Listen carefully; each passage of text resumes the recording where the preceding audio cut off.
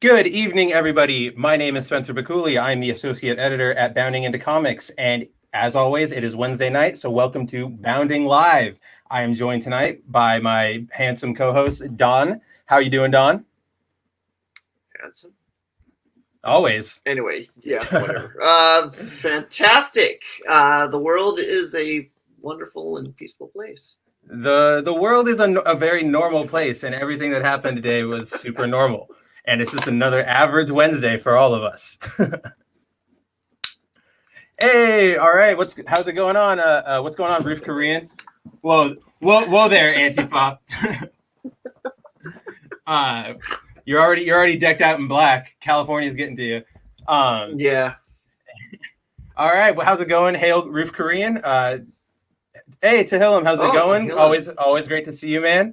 I'm not sure who else is in the chat yet, but that's Don. I'm not going to say hi to Don. I already did. Yeah, so our John and Drew are not out being normal. Well, let's see. John is out at a meeting right now for his church organization, and Drew lives in the capital. So last we heard from him, he was safe. We just don't know where he is, or if he's at home, or what's going on. Hey, Alexander, what's going on? Porg, my man, how's it going? Hope you're ready to talk some Future State in a little bit, because I just got done reading all of those. But yeah, so hopefully Drew can stop by later. I'm not counting on it, but maybe we'll get surprised. Maybe he'll join us in the chat. But John will not be joining us tonight. He is out. Like I said, he's getting confirmed for the Knights of Columbus tonight, the Catholic fraternal organization. So congrats to John. And because of that, you're stuck with me and Don for tonight. So Happy New Year, everybody. Let's start this off the right way. This is the first live stream of 2021.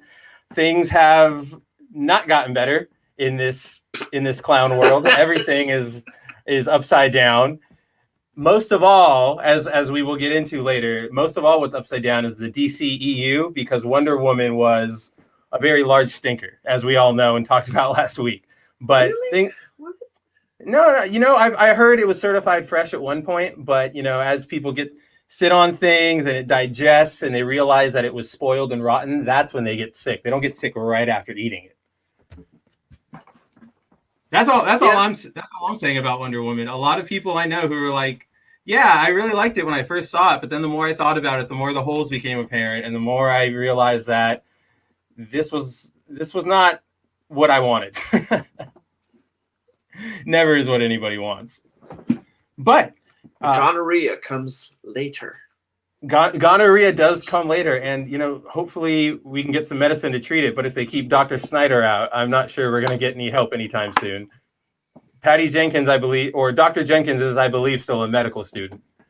But with that being said, we're going to start off tonight, as we always do, talking about what we've been up to, what we've been reading, what we've been watching, what we've been playing, what we haven't been reading, what we recommend, what we don't recommend. So to start it off, I will hand the mic over to Don. What have you been up to, Don? I have a mic. I got the metaphorical mic in the mail.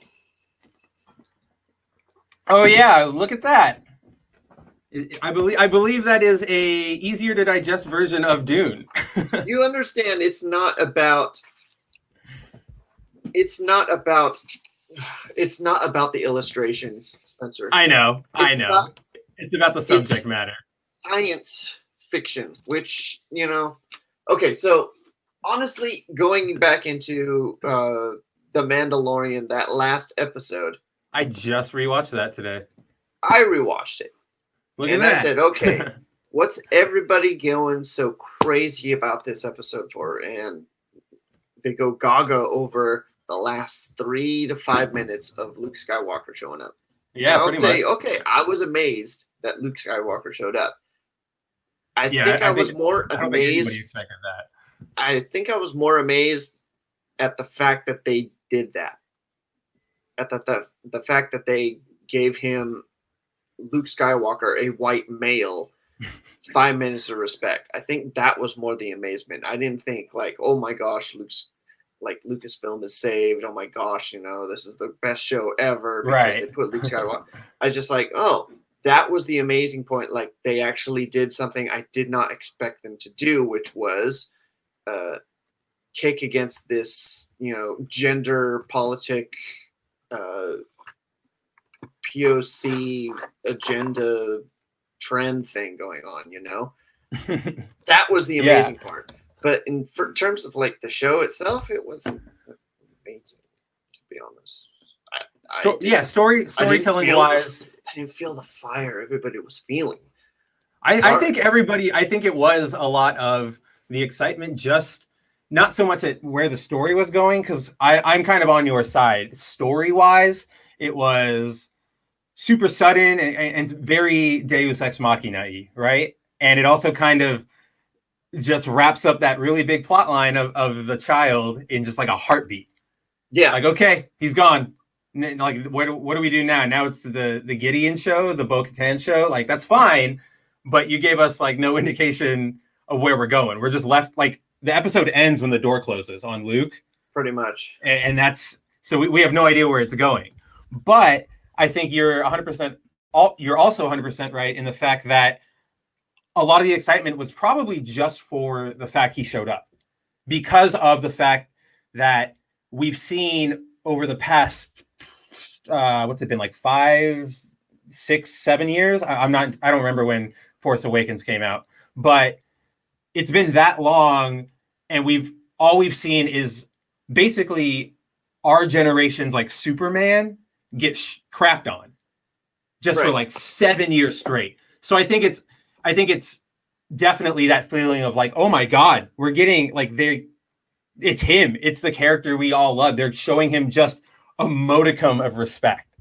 Right? Which is a good thing to be like, don't get me wrong. It's a great thing to get excited about. Everybody should be like, enjoy that moment. It's a cool moment, however you want to enjoy it. Like, personally, I like it visually because it has that feel of old school lightsabers where they were sort of this light, like it has the weight of a sword, but it moves very, I don't know. It just felt very old Star Wars instead of the new ones where you can tell they have, I don't know. You guys all know what I mean. Right. But however you enjoy it, but don't let it trick you. Like, don't go all in here. This is not the moment to go, yes, everything is saved. It's a moment to go, this is good. Let's keep, let's show them let's encourage that and hope they do that. But they need to shore up their whole show. Like, that shouldn't be the backbone of their show. That really shouldn't. 5 minutes. It's just like it's that Bleach thing again, where it's just a bunch of it's cool shots with a story somehow filled in so you can get to those cool shots. And I think that's just like what a lot of modern filmmaking is nowadays. Yeah, I mean, it sucks. I know it's the worst thing. That's how you get. Like, I know a lot of us love Zack Snyder's DC, and I like it, but you've also got to admit that it's like when I watch things like Man of Steel or Batman versus Superman, it feels like Snyder and the other writers were like, what would look super cool? This. What if like Superman went and they went, yes, that's awesome, Zach. Let's do that. That's fantastic. How are we going to get there? And he goes, I don't know. Bruce drives his car into Metropolis, and it's like, how that like where was he? He like, how does that happen, Zach? And he goes, it doesn't matter. We're blowing things up. It's exciting. So, like, I think it's just where we are nowadays. Yeah. Which is why I think a lot of people were excited about The Mandalorian in the very beginning, because it seemed less like set pieces and more like we were going to just have character-based, story-based moments. But then we got crate dragon hunting and The Rock in Modesto or wherever the hell that was. Yeah. I still watch that scene and I can't get over how unmajestic it is. Dude, because it's a hiking trip. It's freaking. I went on that hiking trail like 2019. Yeah, exactly, and you can tell, just like it, and especially when you compare it to the art at the end where it's supposed to be this big, all these big monoliths surrounding it. It's insanity. But yeah, that's my take on science fiction. It's just like, okay, well, Of course. That's why I knew I didn't buy it. I got you that gift as sort of a joke, but also, hey, check it. I know you like comic books, and I wasn't about to buy you anything. I wasn't going to get you the New Mutants on Blu-ray because I think you've been hurt enough. And I wasn't going to buy you any of the number of $500 boxes of closed trading cards. What is going on in this world? Like, it's insane. Gold. What are you talking about? They're worth more than gold at this point. I'm pretty sure. All right, we got some more people in the chat. Oh yeah. Hey Mark, 63366. How's it going, dude? Always a pleasure to see you. Nano Reaper, hail from the middle of the Gulf of Mexico. Is that where you always are, or are you on vacation right now? Because if you're on vacation, I'm jealous. It is freezing out here in Illinois. Oh yeah, see Mark, you can definitely still find Mando boring. I think there is still a lot that is boring about it. I think when you're in it, it's more apparent how many boring parts there are because you have to sit through them. But then once the season's over and you step back, all that stands out are those big shots. So that's what a lot of people focus on and go, you know what?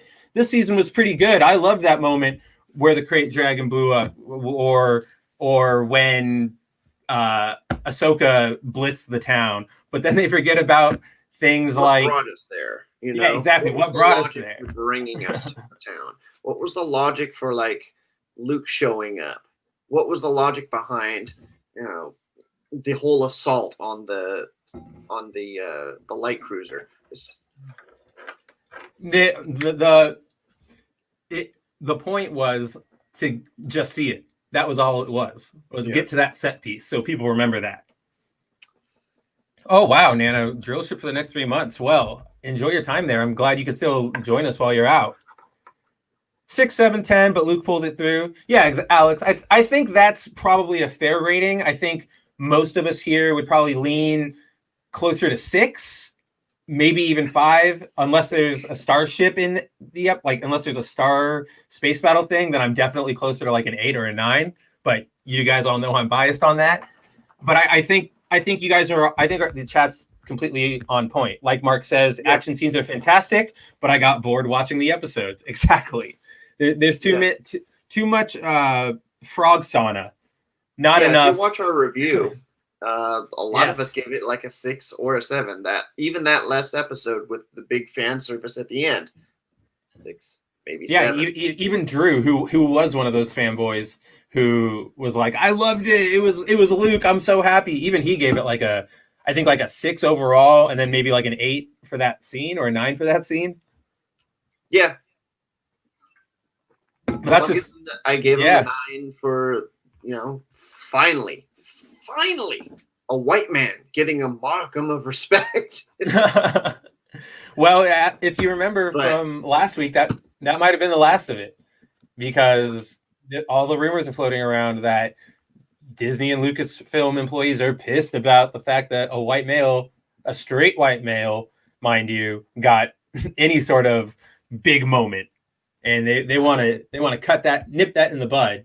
And if the rumors about the Obi-Wan casting are true that we covered a couple weeks ago, where they're specifically looking for like Latinx and like non-binary actors and stuff, that's just the way it's going to go when Obi-Wan comes out. Latino, Latina. Do you want a Latino? Do you want a Latina? Apparently, the Filipino. Do you want a Filipina? Filipinx. Apparently, the new thing is Latine, like with an E. It for the same thing. It's all dumb. Don't do it. People don't like it. Latin people don't like it.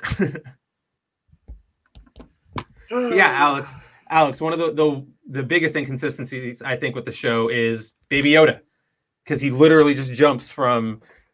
He's what the plot needs at the time. Sometimes he's 50 years old with the brain of like the relative brain of an actual baby. Other times he's supposed to be like almost Yoda's age, and I'm pretty sure Yoda didn't just like magically snap into wise hermit man. So who knows what's going on? You and every other casting agent, Mark 6336. OC Steve, what's OC Steve's here? up? Yo, OC Steve, how's it going, buddy? Long time no see. You don't see him on the YouTube channel. He's on Periscope. Yeah, I see. Well, that's because normally I look at the YouTube comments because they're more real time, and the Periscope comments don't go there. So I'm happy to see him. But aside from my Christmas gift that maybe one day you'll pick up when you're on the pot, what else have you been up to? There's a lot of work going on. Although I'm not allowed to talk about what I do, there's a lot of market in nostalgia. So if you got old stuff lying around, there's some dude with a lot of money who's willing to put a lot of money into buying it. Just saying. So Spencer, the gift that I gave you, probably find a buyer who's willing to just pour money into finding that's right. I didn't show everybody what Don got me for my end of our little exchange. Don got me a bunch of Alien trading cards from like Alien versus Predator, Alien, and they're from I believe it's from like the 90s because there's so many classic artists here. Like the one I just held up, Arthur Soydam, Soydam, the guy who did Marvel Zombies and all those Walking Dead covers. Like, that's fantastic. You've got Dave Dorman, if anybody remembers Dave Dorman. Like, I don't know. I've just been having so much fun just flipping through all of them. I think Greg Land copied a few of those guys. I'm pretty sure these might have been Greg Land produced reprints. We should check that out. But then, like, the coolest thing about flipping through all of these old cards is seeing like these concepts, because a lot of them are from like the comics.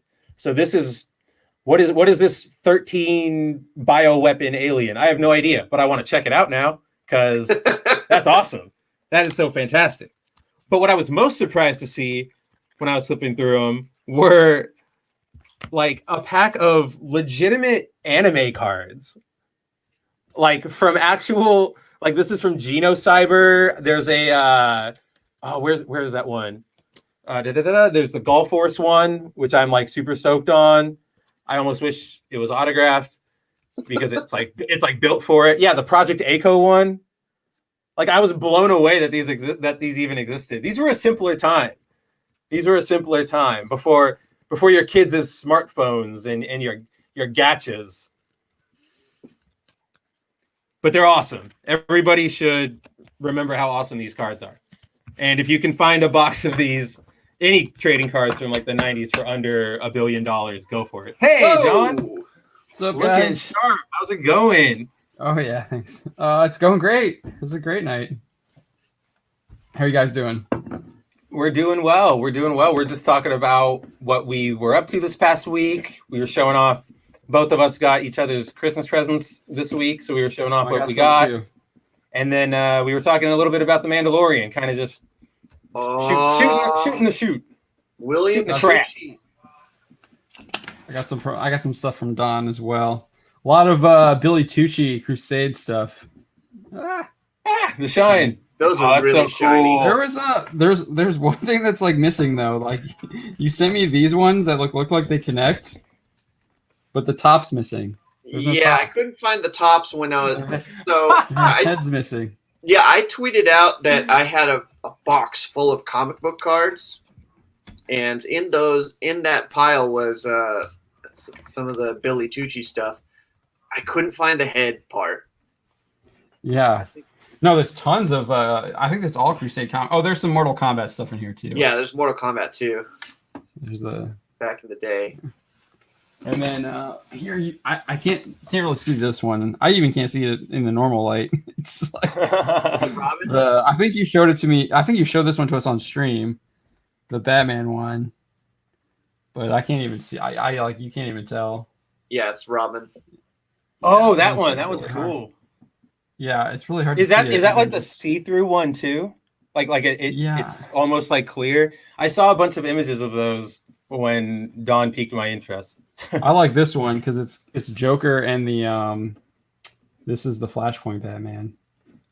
Yeah. Oh, that one's kind rad. of weird. It's kind of weird because the Joker is male, so I don't remember when was Flashpoint Batman with a male Joker. He came into the DCEU like 2 years ago and was a Well, villain. right, but these are older cards, aren't they? This is from '96. The Mystery Unfolds, January '96. Whoa. Time travel So- card. It's like Doomsday Clock. Yeah. That card appears in random times throughout history, and John just found this one. Simpler times. OC Steve, I will not be selling you cards.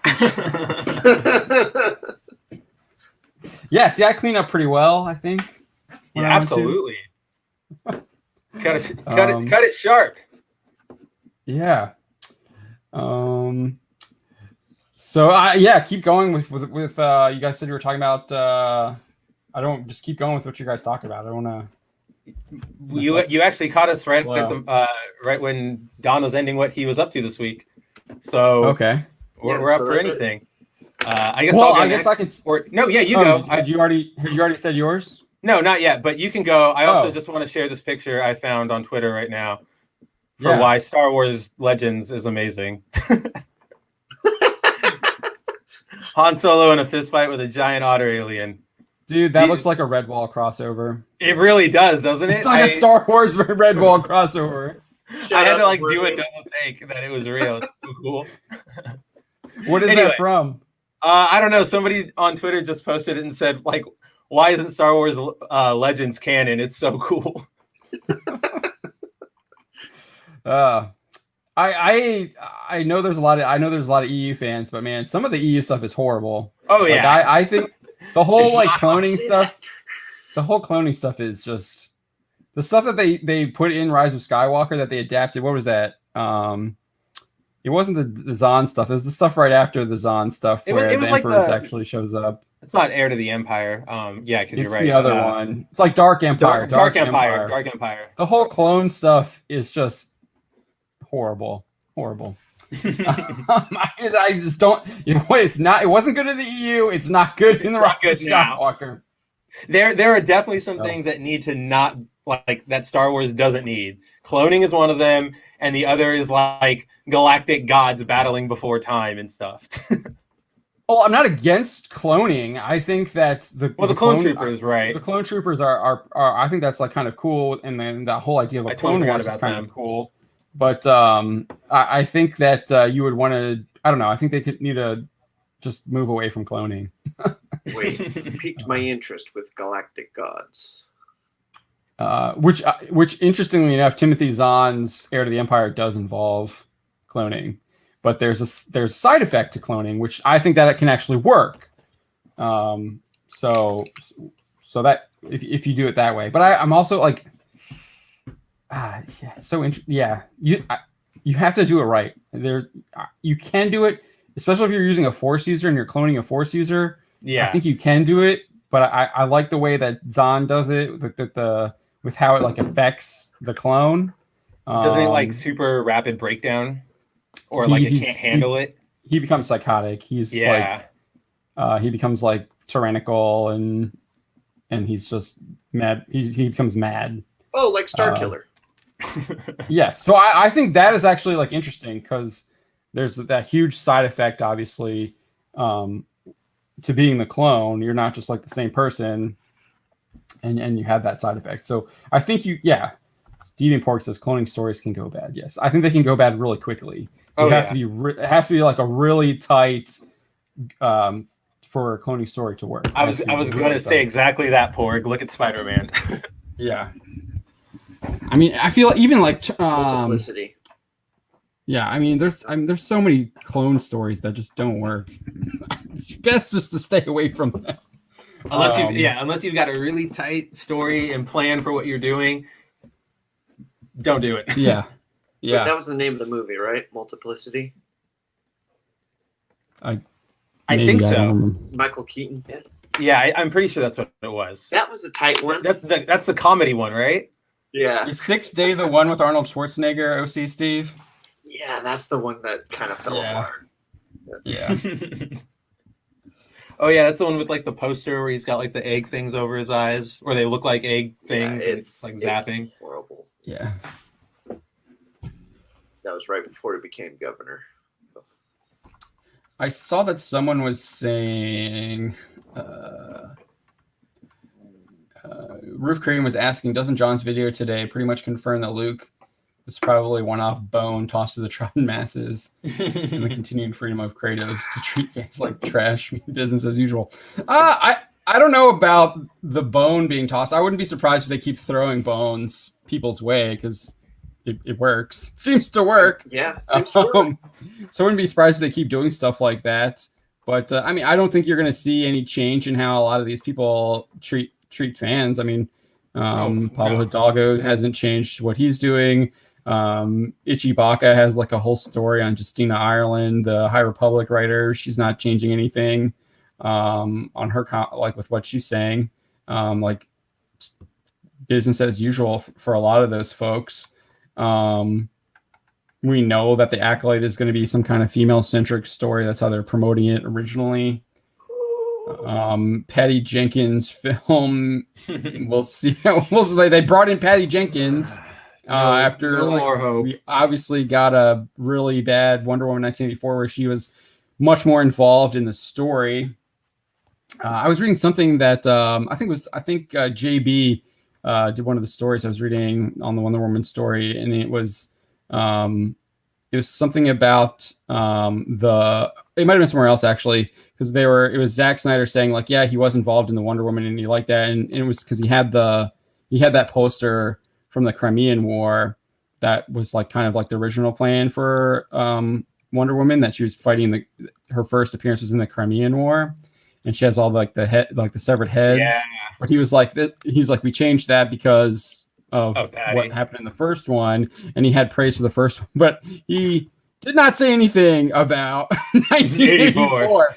And I thought that was really interesting. It's what he didn't say. He said stuff about the first one. He didn't say anything about the second one, and to me that speaks volumes. Right? Because you're not saying anything. Like why? Like that movie just came out. Wouldn't you have seen it? But I know a lot of these Hollywood people, they don't actually watch. They don't watch movies for the most part. The actors don't even watch the movies that they're in unless they're at the premiere or whatever. And then even then, I wouldn't be surprised if they're watching it. They're probably just boozed up, like they are at like award shows. So. What Jordan Peele said today? He had retired from acting because it was like watching masturbation, but it wasn't good for you. Who? Jordan Peele. He retired from acting? Yeah. Isn't that the guy who's like directing everything though? Yeah. Okay. Like he's not going to show up on screen anymore because it's just a horrible experience for him watching himself. I believe it. I feel like I couldn't watch myself. In the very like few if you're recorded an actor, things I've watched. Oh, you do? Yeah, if you're an actor, I feel like you would have to watch yourself so you would know how to improve. It's like kind of like an athlete film. watching. Yeah, it's like an athlete watching tape of themselves. Like that's what you do to improve.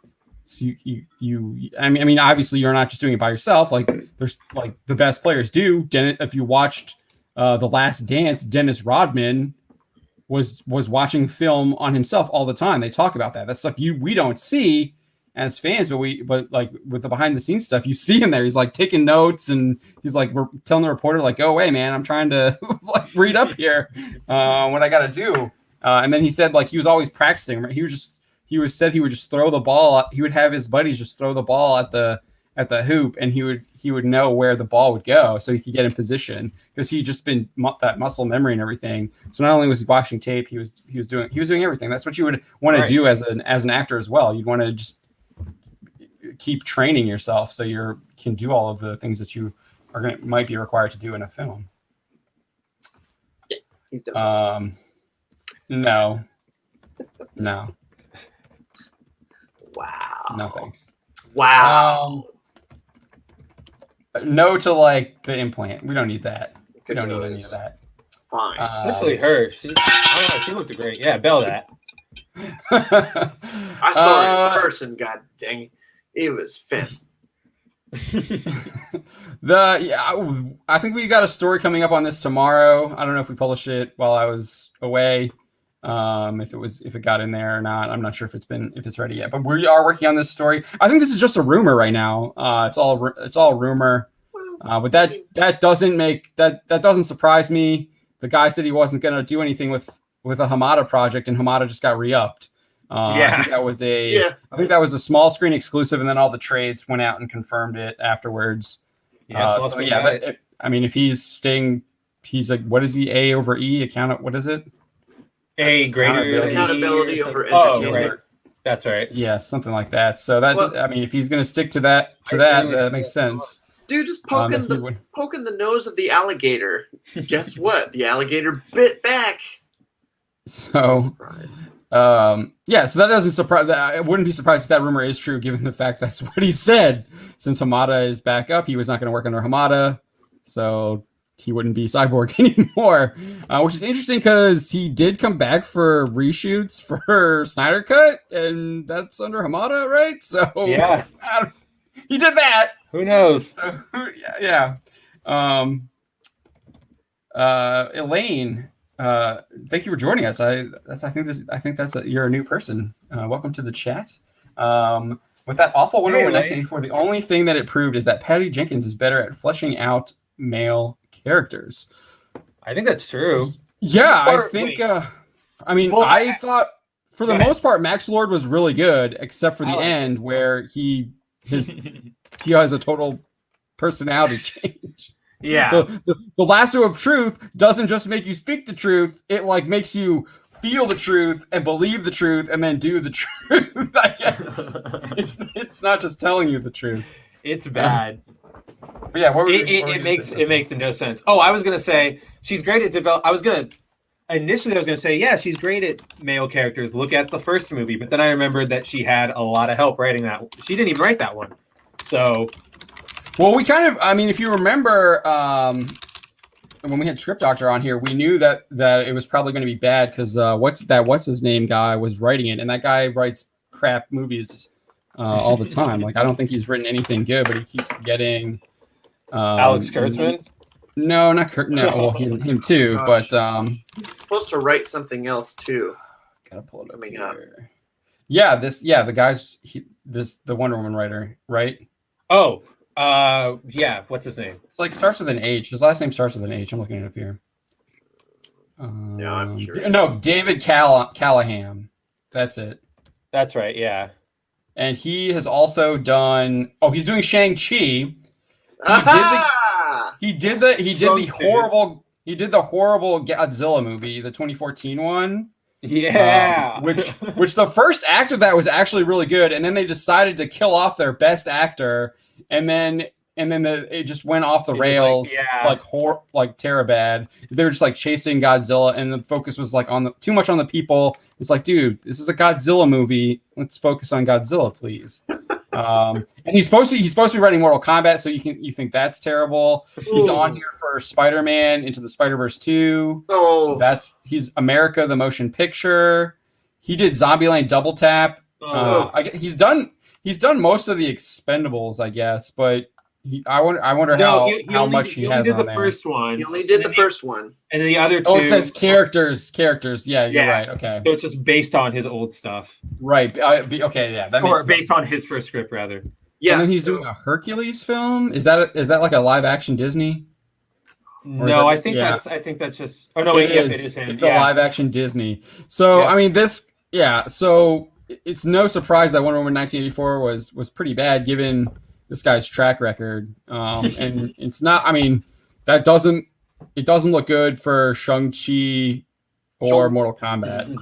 So, but I feel like Doom. I know a lot. Yeah, a lot of people are putting a lot of the blame on Jeff Johns, but I remember talking with Script Doctor about this, and he was very critical of this Callahan guy. So that doesn't surprise me. He's kind of right on the money. I just don't understand how these kind of writers like Callahan and Kurtzman and Kurtzman's old partner, who I don't think he works with anymore. Like, how do they just? Why? Not how, but why do they keep getting hired? Oh, we've talked about this. We've talked about this a lot too. It's agenda. Oh yeah, that's right. Over anything. Over anything. Are the guys that do the agenda. So, it's that's really what it comes down to. At least that's my opinion. I think that we see this over and over again. I honestly think that's why Patty Jenkins is joining Star Wars. I think she was kind of playing coy a lot, but even when she was promoting it, there would be like hints of like her obvious agenda coming out, and then obviously right beforehand she's made it pretty obvious. So Star Wars is in trouble. What do you mean it is in trouble? Been in trouble? No. I mean, like, they had a moment. They captured everybody's attention, and then they dropped the ball. They had it for like 2 seconds. That's continually what they've done. Force Awakens, you've got our attention. All right, it wasn't the best, but everybody's watching. Last Jedi, like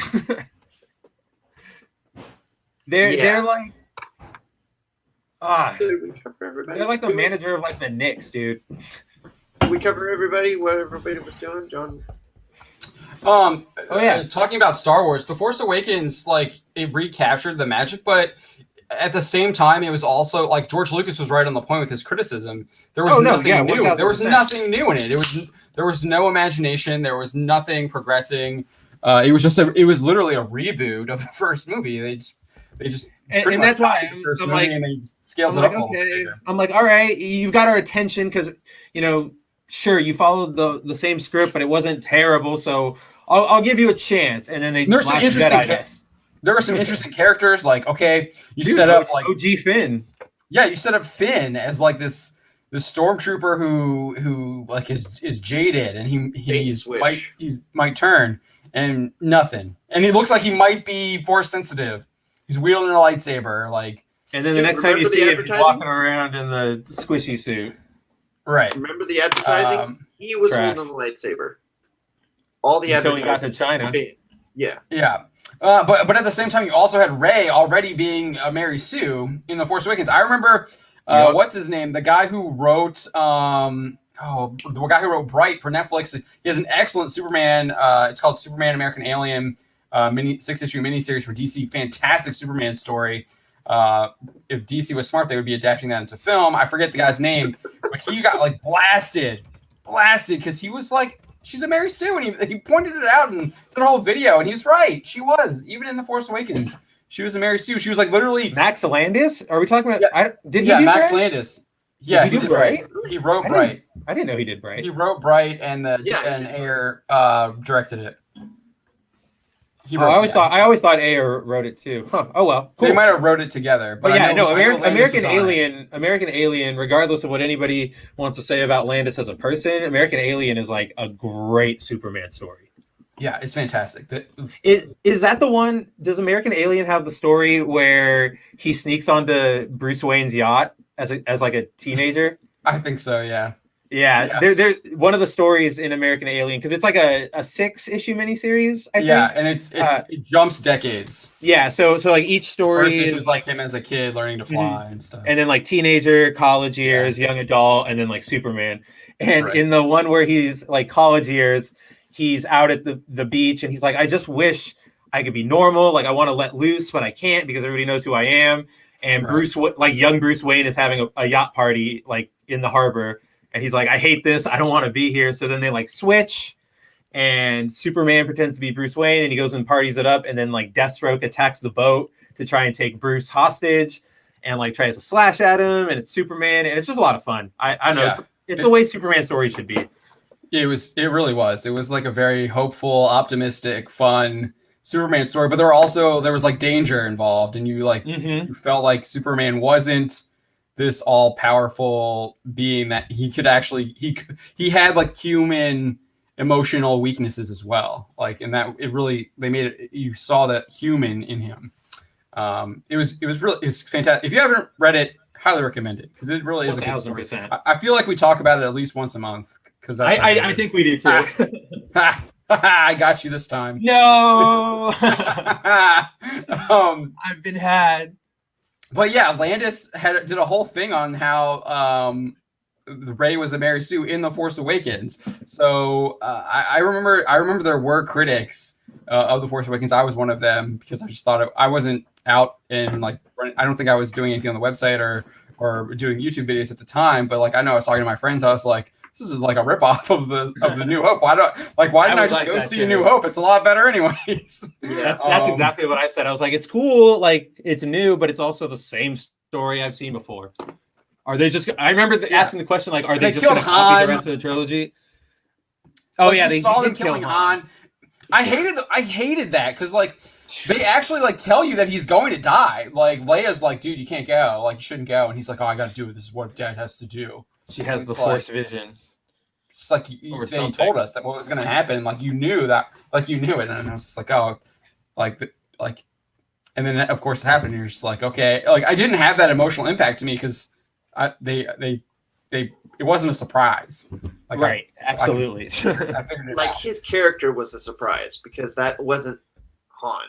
That wasn't wasn't the character that he became at the end of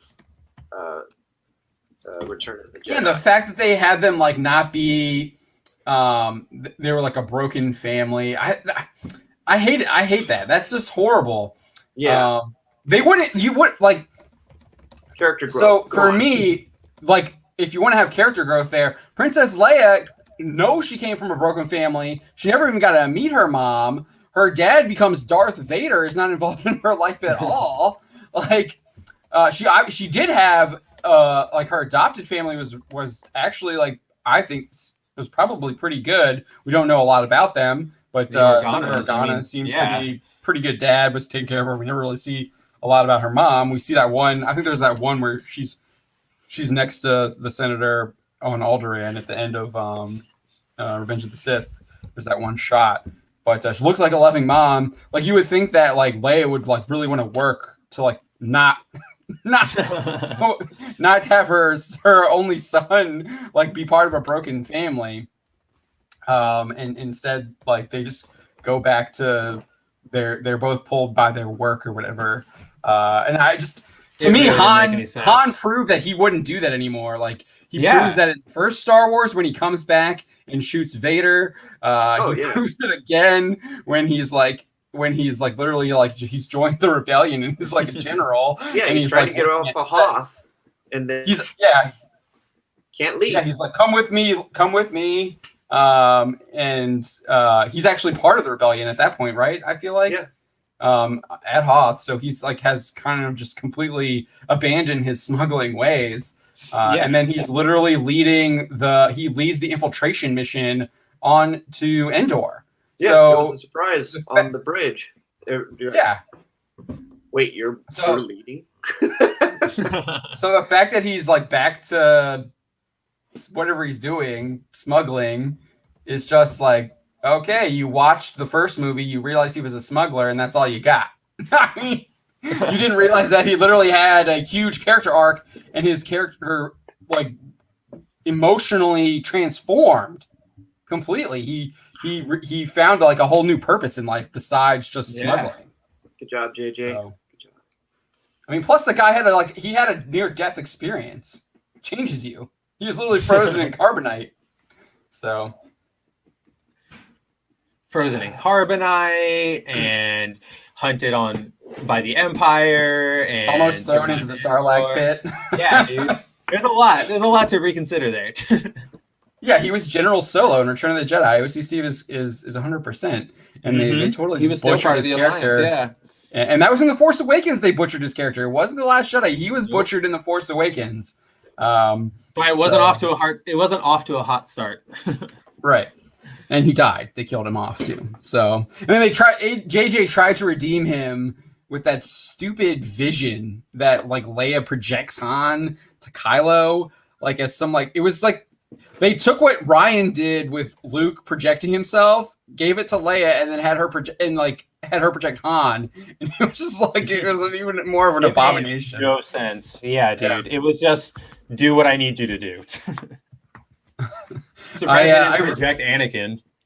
Yeah, I don't like that I don't like that ability. The force projection thing at all. No. And the fact that like Kylo Ren wouldn't sense that, or like he's like so blinded by his rage he wouldn't like figure that out. I don't know. I feel like this, like, I guess some Sith can be blinded by their rage, and I guess we see that a little bit in Maul, but other times like their anger like focuses them too. Well, we also see it with Anakin when he loses it on Mustafar, like when he chokes out Padme and stuff. So, yeah, I feel like that's happens. That's when he's first like. Oh yeah. But, like, it's not with Dooku for a while. No. We never see Dooku like just lose it. His rage is controlled. His rage and anger is all controlled still. Sidious never like has these like explosions. So yeah, I mean, maybe it's because they're just. I mean, we see Luke lose it in Return of the Jedi, but then he realizes that he's losing. He doesn't completely give himself over to it. He stops himself and he throws his lightsaber away, realizing that he is doing that and he doesn't want to do that. But yeah, but like, but Kylo had been with the dark side for a couple years now. You would think that he would have been able to, but I mean, I guess they did show him like getting super angry, slashing the ship that his own Star Destroyer, destroying it. But I don't know. I don't know. You would think that you would be able to see through that if you were a Force user. You wouldn't just be like, oh, I'm gonna like lots of problems, and even the first, especially if you didn't get blasted by the whatever the AT-ATs were, the improved the rip-off AT-ATs. It's like, how did he survive that? Like, it's like, okay, you would think, maybe you would think, like, what's happening here? Like, no, let me go face him alone now. Yeah, Roof Korean saw a clip of Leia Poppins with Yondu. Yeah, I remember that meme. It's because it's a joke. She's dead. Let me fly. No, Jedi are supposed to be the wisest people in the galaxy, far, far away, be it light or dark. Dark side Jedi are simply evil, not stupid. Yes. I think for the most part, I do think that obviously, like I said, we see Anakin lose it battling Obi-Wan and then force choking Padme. And then obviously Luke as well. But Maul, we see it a little bit, I guess, but I do feel like his anger is quite controlled. I think really he's just like more aggressive. I don't know if he's more so like angrier than everybody else. You know what I mean? Marvel actually did a really good like Maul miniseries where he's still like being trained by Sidious, and Sidious isn't letting him go out on any missions, and he decides to like disobey him because he's really confident in his abilities as a dark side user. He is seemingly quite strong in the dark side, and he hates the Jedi so much, and he wants to finally just get out there and do it. He's tired of like sitting and waiting. He wants to finally go, and he eventually does go. But even then, he never like is consumed by rage that he's blinded by whatever he's seeing. He figures out like what's going on, and he's able to like outwit this she's like a I think it's a woman, and she runs like a slave trade, and they have like a Jedi Padawan, and he wants to buy the Padawan so he can kill her. Dooku's under he wants control. to kill a Jedi. Yeah, but yeah, most of the Sith that we see are people who are in control. Mm-hmm. Because being Sith is also about being like very calculated with the whole rule of two, and you have to make sure because you're playing with like that corrupting force. You've always got it. Like that's the whole point. You master it. You're right. The only time when we see Anakin lose it, he loses it on Mustafar. Mm-hmm. But after that, as Vader, he's extremely in control of what he does. I mean, he cries the first time when he finds out what he is. You know, like when he comes back. But that's it. Right. After that, it's business time. Does he cry? He says no. Well, that's right. That's right. He cried out. Like he cries out. That's what I mean. Oh, he cried out. Okay, yeah. Okay, not like tear cries. Cry. I don't even know if he's physically capable of crying. Can he cry with all the burns? I don't know. That's what I'm saying. Like, I don't even know if he can physically cry. I will say, like I said, there are some good Star Wars stories being made right now. Like I've talked about this before. I have high praise for Charles Soule's Lando miniseries is really good. I know he's doing High Republic stuff, and I find it interesting that they always throw it to him first when they ask him questions. He's like the lead, it looks like. Looks like it, yeah. Not this lady. Not this lady. I don't know if you guys noticed that. I'm surprised there haven't been. I know, for real. Surprised some of the people on that panel haven't called him out. Given what they say about people that look like him on their Twitter feeds, and they're like, "Why is this guy getting to talk first every time? What's going on here?" But I read some of that Light of the Jedi novel that IGN had months ago. It wasn't that great. I wasn't like, holy crap! But his Lando miniseries is really good. The Maul series is good. There was his Souls Vader. It was okay. It was okay. Did I forget? Did he write it at the beginning? He was the second one. He wrote Vader. Yeah. Second one. The first Vader series was pretty good. Yeah, dude. And then that was great. Probably the first. I want to say I don't even. Not really. Some of the Star Wars stuff is pretty good. But then they add stuff like Sana Solo, who like pretends that she's the wife of Han, and I don't know. It's just bait and switch crap, which is just I just don't like it. It's cheap. It's you're using it to just I think you're kind of mocking the fans with that stuff. Again, shaming Han, trying to like, oh, he was married to some other woman while he was pursuing Leia. It's like, get out of here! Come on, stop that. But yeah, Elaine, I think you are right. The writers let present day politics get in the way, which is a detriment to good storytelling. Yeah, 100%. We talk about this all the time. People can't tell good stories because they're so consumed by their political vision, and that's all they think about. So that's all they can really write about. If that's all you're thinking about, it's everything you're taking in. It's hard to kind of think outside of that box. When I say the Lando series, I'm not talking about the TV series. There's a comic book series that Charles Soule wrote called Lando. But the Lando series is the TV series is being done by the Dear White People guy, which it's already like a no-go for me. Yeah, for real. It's a shame because Lando is probably one of my favorite characters in Star Wars. I just love like that when you first meet him. He really the smoothness of Billy D cool. Just like radiates from what him. Have we here? Yeah. Yeah. But he's pansexual, yo. You like, taking care of my ship? He's pansexual. That's why he's only hitting on Leia. He's not even like paying attention to Han. He's like, get out of here, Han.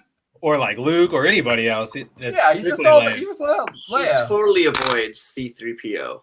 Yeah, he hates him. Well, who doesn't? Yeah. That's like I see some people saying that they enjoy Solo, and I'm just like I don't like the whole like we just did a story on the Elder Scrolls Online guy. I think I did a video on it yesterday. Yeah. And he was talking about how he thinks the Mandalorian is doing pretty well, and he said he liked Solo, but he didn't like the fact that how Chewbacca met Han. I totally agree. Yeah. Chewbacca's not an idiot. He doesn't need Han to figure out how to like take out the middle of the pole to like crash the. If anything, I would argue that Chewbacca's probably the smarter of the two. And like that's not saying Han's stupid. I'm just saying like they're both smart, but I'd say Chewbacca's a little smarter, but he holds it in reserve because he's like, I'm Chewie. I feel like they just take that scene where he's getting beat in chess by R2-D2, and they're like, he's an idiot because he's getting beat by take it way too far. By a freaking robot. Yeah. Which is R2-D2 though, who's literally like I know the most intelligent droid in Star Wars. He's literally like opening up door locks that have like complex codes that have like shut them down. Zapping people, hiding things, making plans. I didn't read the novel. Reactivating himself when he needs to in the sequel trilogy because that made sense. So dumb. I hated it. I did like when R2 came. I will say I thought it was cool that R2 showed up with Luke. and he was still with Luke. I like that. In Mandalorian. Yeah, at the end, Yeah. that was I like that that was too. pretty solid. There was the I will say the nostalgia of that last episode at the end was actually pretty solid. I mean, I know we've talked about that. You can watch our review on that. But OCC said the novelization of how they met was better. Yeah, I didn't even like how they met. Like the Imperials just have a random Wookiee that they captured on this planet that they're like waging war in. Like, why is he there? Why is there a Wookiee there? Yeah. Uh, Why is Chewbacca there? Like, yeah, what is going on? Look, and they're calling him the Beast. Like, they don't know what Wookiees are. Like, when we literally know that the Empire like attacked Kashyyyk, which is their home planet. So, like, I don't know. It's not that long ago. Like, you would think they would know about, at least know that the clone troopers had fought Wookiees. And I would assume that, like, even I don't know how quickly I mean, did the clone troopers just like they were allied with the Wookiees until the Order 66 was launched? So did the Wookiees even like rebel against the Empire? Because they were fighting the Separatists. The Separatists were the ones who were attacking. This you assume that anybody in those offices watched any of those movies. Wait, isn't it? I'm trying to remember. There was a series or a movie where they actually made fun of somebody and equated them to a Wookiee.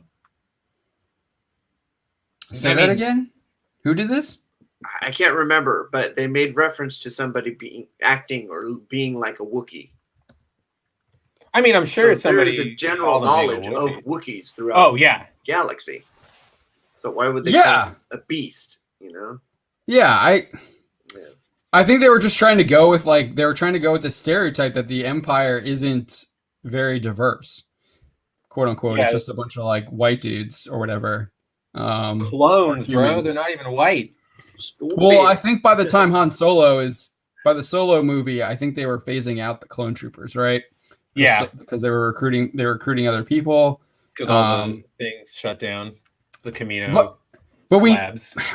But that doesn't make any sense because we know that the Republic becomes the Empire, and we know that there's all of these crazy systems out there. Like the whole, like even if you look at the Bad Batch episode in the Bad Batch episodes in season 7, the Techno Guild that the Bad Batch is fighting, that they're part of the Republic, and they're this whole alien race. So, and then I think there's a bunch of other alien races that are part of the Republic. So I know oh my gosh, what are they called? Not the Quarren, but the other species that Admiral Thrawn is. The Moncala. They're part of the Republic and thus the Empire. That was actually one of the good stories in the Vader when he goes to Moncala to I forget what he's going there for, but he's going to I think he's going to put down a potential rebellion insurgency. Yeah. So there's that too. Alexander Vidakovich is saying Empire is strict rule against alien. Where is this coming from? Where is that idea coming from? Is it? I don't think it is. The Republic becomes the Empire. We know that a Gungan was the one who passed the motion to give the Chancellor emergency powers, so he could issue the Order of the Great Army of the Republic. Okay, so yeah, see that if it's contradicting what you see in Phantom Menace and Attack of the Clones and Revenge of the Sith, I don't know. So yeah, if it's EU, you can. I don't know.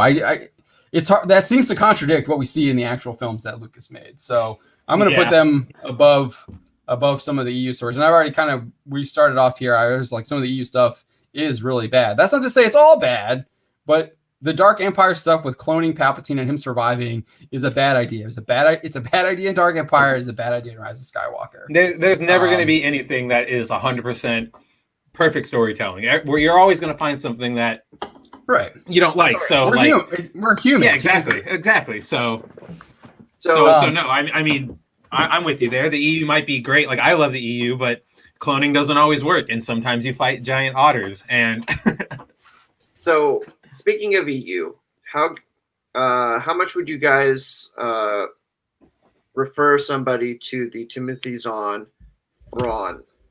Thrawn books? I haven't read it. I'll be honest. You haven't I read haven't read it. I haven't read the comics either. I've skimmed them, obviously doing some research.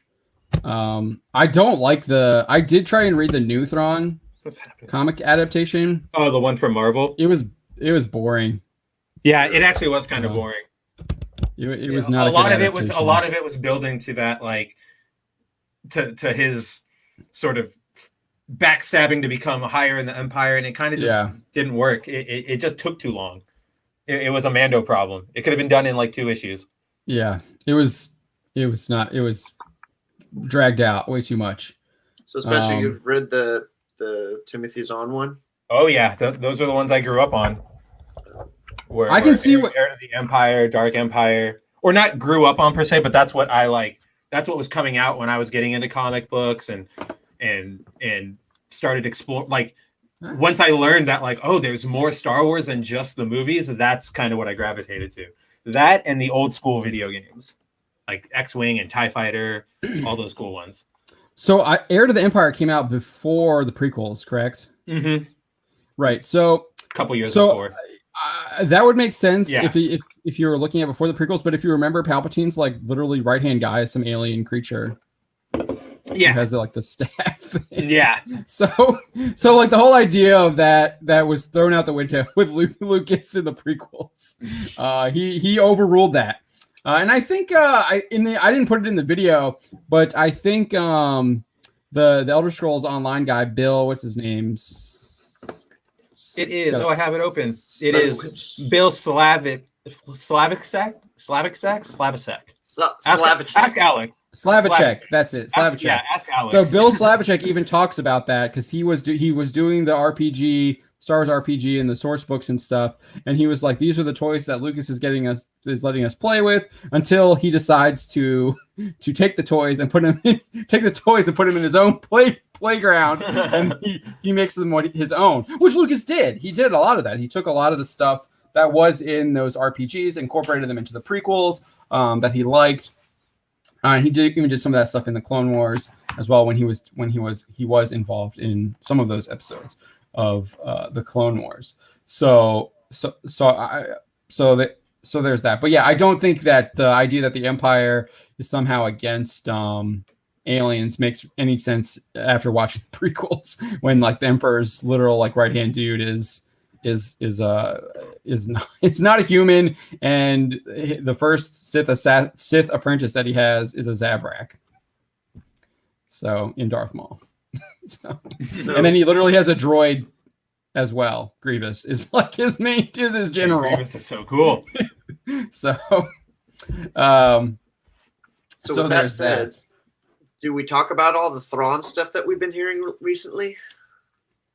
Yeah, we can get right into that. Talk about that. You want I can bring it up. Do you want to take? Oh yeah, Dawn brought it up. So. Do we want to cry? I cry. You cry? What do you mean? Why would you cry? Why would you cry? I'm hearing things. Okay, what are you hearing? I'm hearing that our favorite Roundhead might be involved. Which Roundhead? I have lots of favorite Roundheads. Ryan Johnson. Oh boy. I saw some of that stuff on Twitter, but I haven't seen it from any kind of like actual scoopers or anything. I know he retweeted that Asaf tweet from 2012. Right. Because I think that has more to do with what's happening in Georgia than anything. Yeah. That's to me, that's what I took that as. Maybe you can read into it that he's teasing that. I don't know. I think it's more of a troll. That's what I working. Yeah, I know Ichibaka was saying something about like if he had a contract, they'd have to honor the contract. Oh, we lost Spencer. So unless they've like bought out the contract or something like that, or there's like a caveat to the contract. So it's hard to tell. I mean, we know they announced the trilogy in 2017, right before The Last Jedi came out. and we literally have not heard anything from it. Johnson's given some updates, and I think the last one he said that he wasn't talking about it or something like that. So, if they bring him back, it wouldn't surprise me. I still think that the company is the company that created The Last Jedi. I don't think that's really changed. I'm definitely of that opinion. I really do think people are blinded by the nostalgia with Luke in that last episode, and I think The Mandalorian. I know people like The Mandalorian. I'm not taking that away, but I do think that show has a lot of problems and has a lot of the same problems that you saw in the sequel trilogy, whether it regards to the actual storytelling, how they're telling the story. How the characters are treated. I think just like Hux was at even in The Last Jedi. I was looking at I was doing some research just to get screenshots for The Last Jedi and like give examples. The phone call is what I always point out to, and he doesn't tell them to kill Poe right away. He's getting prank phone called, but later on, after they've captured Finn and what's her name? Ray? No. Rose Tico, yeah. Once they've caught Finn and Rose, they've gotten the information that the rebels are doing the transports, and he's like, kill him now. And they literally start shooting right away. So it's like, why wasn't he doing that with Poe? Why didn't he just kill him? It's because they didn't want to kill Poe, because Poe has to be embarrassed by Holdo. That's literally why they don't just blast him. So that's what I'm saying. It doesn't make sense from a character perspective for him to get prank phone called in the beginning of the movie with Poe, and then literally later on he's just like, kill them all and like execute. And then he tells them to execute Finn and Rose. But the reason that that actually is stopped because of the lightsaber explosion in the by Rey and Kylo or whatever it is. So there's stuff like that too in the Mandalorian. It's like, why is he accepting this? Why is he just like accepting the frog lady? Or he's like, oh, she has information, so I'm going to take her. Where it's like other people, he's just like, I'm going to kill you if you don't give me the information. It's like, what's the difference? And then he kills him anyway. Right. So there's stuff like that where they just don't.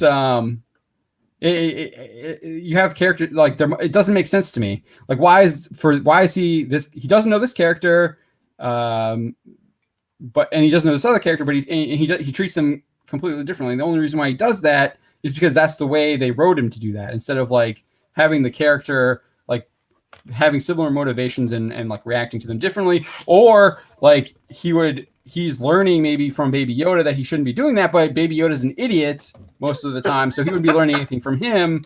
So and then sometimes Baby Yoda's a complete idiot, and then other times he's exactly communicating with Ahsoka, and he's like an intelligent being, and he's been trained by multiple Jedi Masters at the Jedi Temple. So like, what is it? Like, so that's what I'm saying. There's a lot of issues with the Mandalorian. But I've said this in a couple other videos, but it has improved from the first season. I think that those last 3 episodes were definitely I think the last 3 episodes of season 2 were an improvement. They got like literally the first season had the worst plot device I think I've seen in a television show with the fob. Like, that is the worst thing I think I've ever seen. Like, you can literally track a being anywhere throughout the galaxy, and that's why he's like, that's why like we got the cool like that cool the bounty hunters chasing him fight scene in the beginning of that one episode, but that's only because like they have the fob so you can track him down there. It's like, what? Yeah, data-driven writing. Yeah, that's what Chapek said it is. So, see, OCC, I don't know if he is or not. Like, people make that argument, but you literally have Ahsoka saying that he's been trained by multiple Jedi Masters already. Sith Masters. And he was being trained at the Jedi Temple on Coruscant. So, yeah. And yeah, but the fob is, thankfully they got rid of the fob. Like, just by getting rid of the fob, the second season is an improvement. But even if you look at the first season, he's supposed to be this like bad, like they build him up as this like he's the best bounty hunter in the parsec, and then he's an idiot like walking into a monster cave without like doing any kind of reconnaissance or anything. He's just like, oh, let me just go and like run into this like rhino's cave and like see what happens. There is a consistency with the Mandalorian where he does the stupidest things. He turns his back on freaking Moff Gideon when Moff Gideon tells him, "Oh yeah, just take the kid." He trusts him. Yes, yeah, exactly. He does. He's like, "Oh, I believe you. You literally stole the Yoda from me. You've been hunting him for like an entire season, for 2 seasons, and I've been trying to keep away from you." And he's like, "Oh, I totally like. I'm just gonna do it." Like, yes. I was really hoping that like Gideon obviously knows stuff about Mandalorians. He wouldn't have like just hit him where the Beskar is. Like, especially if he's like sucker punch attacking him. Like, he would have got him like where the Beskar isn't. Yeah. So yeah, you're totally right. I don't even think we talked about that in our review. But you're 100% right on that. Yeah, for real. It's just like the Rhino stuff, man. Consistency in his character, though. I'll give him that. He's for being an idiot, but then other times he's literally like scoping, like when he has to go and save the baby, he's literally scoping out the Empire's like little like base on Navarro. And then there's another time where he's like actually doing some reconnaissance too. It's like, what do you? It has a plan. Problem. All over again. Yeah. So Kurosaki Ichigo. Freaking. So there's the Mandalorian has a lot of the same problems as the sequel trilogy. Just because Luke Skywalker shows up and like kills a bunch of droids doesn't solve all of those problems that the show has. Literally, you have Robert Rodriguez saying like it's like a fan script. It was only 19 pages, and I had to add like another 10 minutes of fighting. And like, even that, like, Boba Fett just like, shows up out of nowhere. Like, it's like, oh, and I'm like, oh, he's got the fob. We just don't see it. Fob. That's the explanation. And that's how I have to explain it. The fob is still there. They just don't show it to us. That's why these people just randomly keep finding them. Yeah, I agree with Roof Korean. They should. I think that they don't respect us. They don't think we're smart enough for a lot of these stories. No, they like giving us flashy lights and bells and whistles, and then I think the biggest problem is like, how do you not have someone saying like because they have like a story group, and you obviously would think they have like a writer's room, and someone being like, well, I asking a question like, well, how does the fob work? How does wouldn't you have thought someone would have asked that? How does this work? Why are they able to track people across the entire galaxy and find them? Why is this guy who's supposed to be like the best bounty hunter in the galaxy just running into a monster pit without like figuring any information out on it when he's literally on a planet he's never been to before, and he's just like, oh, I gotta go get this egg, let me just charge right in. So and then the Trandoshans don't even look like Trandoshans, and then the costuming has issues too. I've talked with the Twi'leks, we've talked about that in the first season. I don't think there was really any big costuming issues in this one, in the second season that I What are you talking about? What? The Mon Calamari with the yeah, that's right. Sweater? Okay, yeah, you're right. Yeah, the Mon Calamari with the sweater. Yeah, that was pretty bad.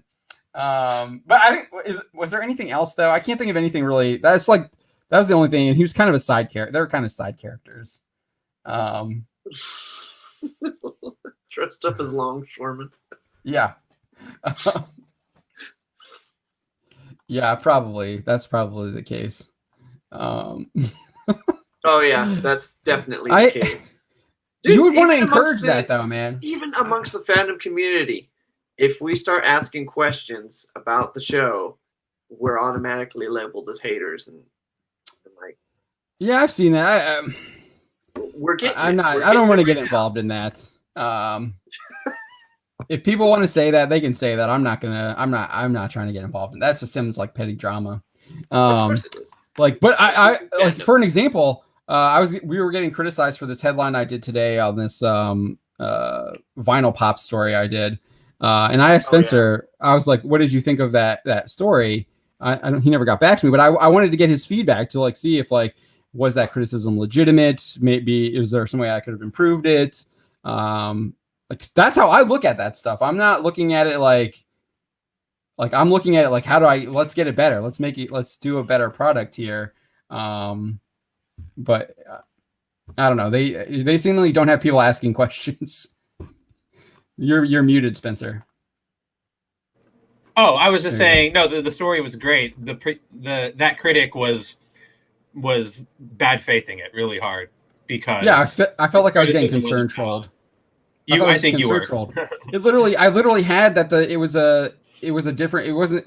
They're a fan site. Like it's in the second sentence. It's in their bio, which is right under the second sentence. And then even I thought the headline was like Funko Pop website. Vinyl pop vinyls. Yeah, pop vinyl. Yeah, exactly. So yeah, pop vinyls. Completely clear and yeah. Okay. Blue check mark, by the way. Was it? Yeah. Their website is yeah. Oh, pop vinyl. I thought you meant a critic. Yeah. No. I don't know who they were. They followed us, but YouTube me says fan service is a good thing, but only fan service is a bad thing. I 100% agree. Yeah. Oh yeah, 1,000%. 100%. You have to have good storytelling, and that's what what was his, how do you say his last name? Bill. I said it a bunch of times, but I had the name in front of me, so I could easily. Slavicek. Slavicek, thank you. That's what Bill Slavicek was saying. You keep telling good stories. He thinks that The Mandalorian is pretty good. I disagree with him there. I think it's average. I think there's a lot of room for improvement, and I hope they do improve it. I hope they do get it better. I have high hopes for the Book of Boba Fett. If the Civil War thing within Lucasfilm is a real thing, then yeah, there's going to be some shows to root for versus shows to. And we'll see if that's just rumors. We'll see. Yeah, I'm not so sure about that anymore. Yeah, I don't know either. Even my sources just ixnay on talking about it. Yeah, I'm not so sure about that because that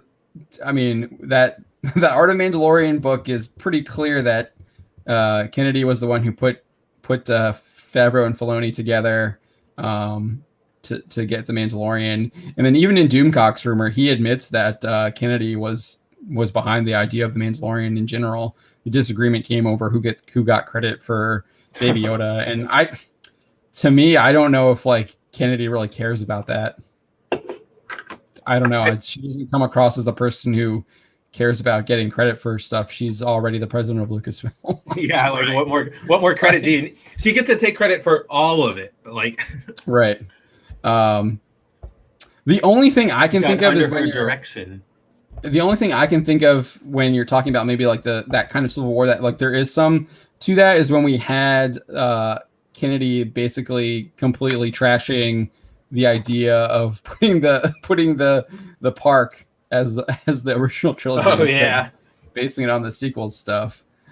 So that there might be something there to that on that side. But even then, it seemed like she was the one who disagreed with that, and she got her way. And WDW Pro, like in his original rumor, he's like, Kennedy has pretty loyal following within Lucasfilm, and she's been able to survive. If there has been any issues with her, he says that she's survived them anyways, and like she hasn't gone anywhere yet. So she's still around. She's still kicking. And look who's joining us from the inside of Nancy Pelosi's office from Capitol Hill.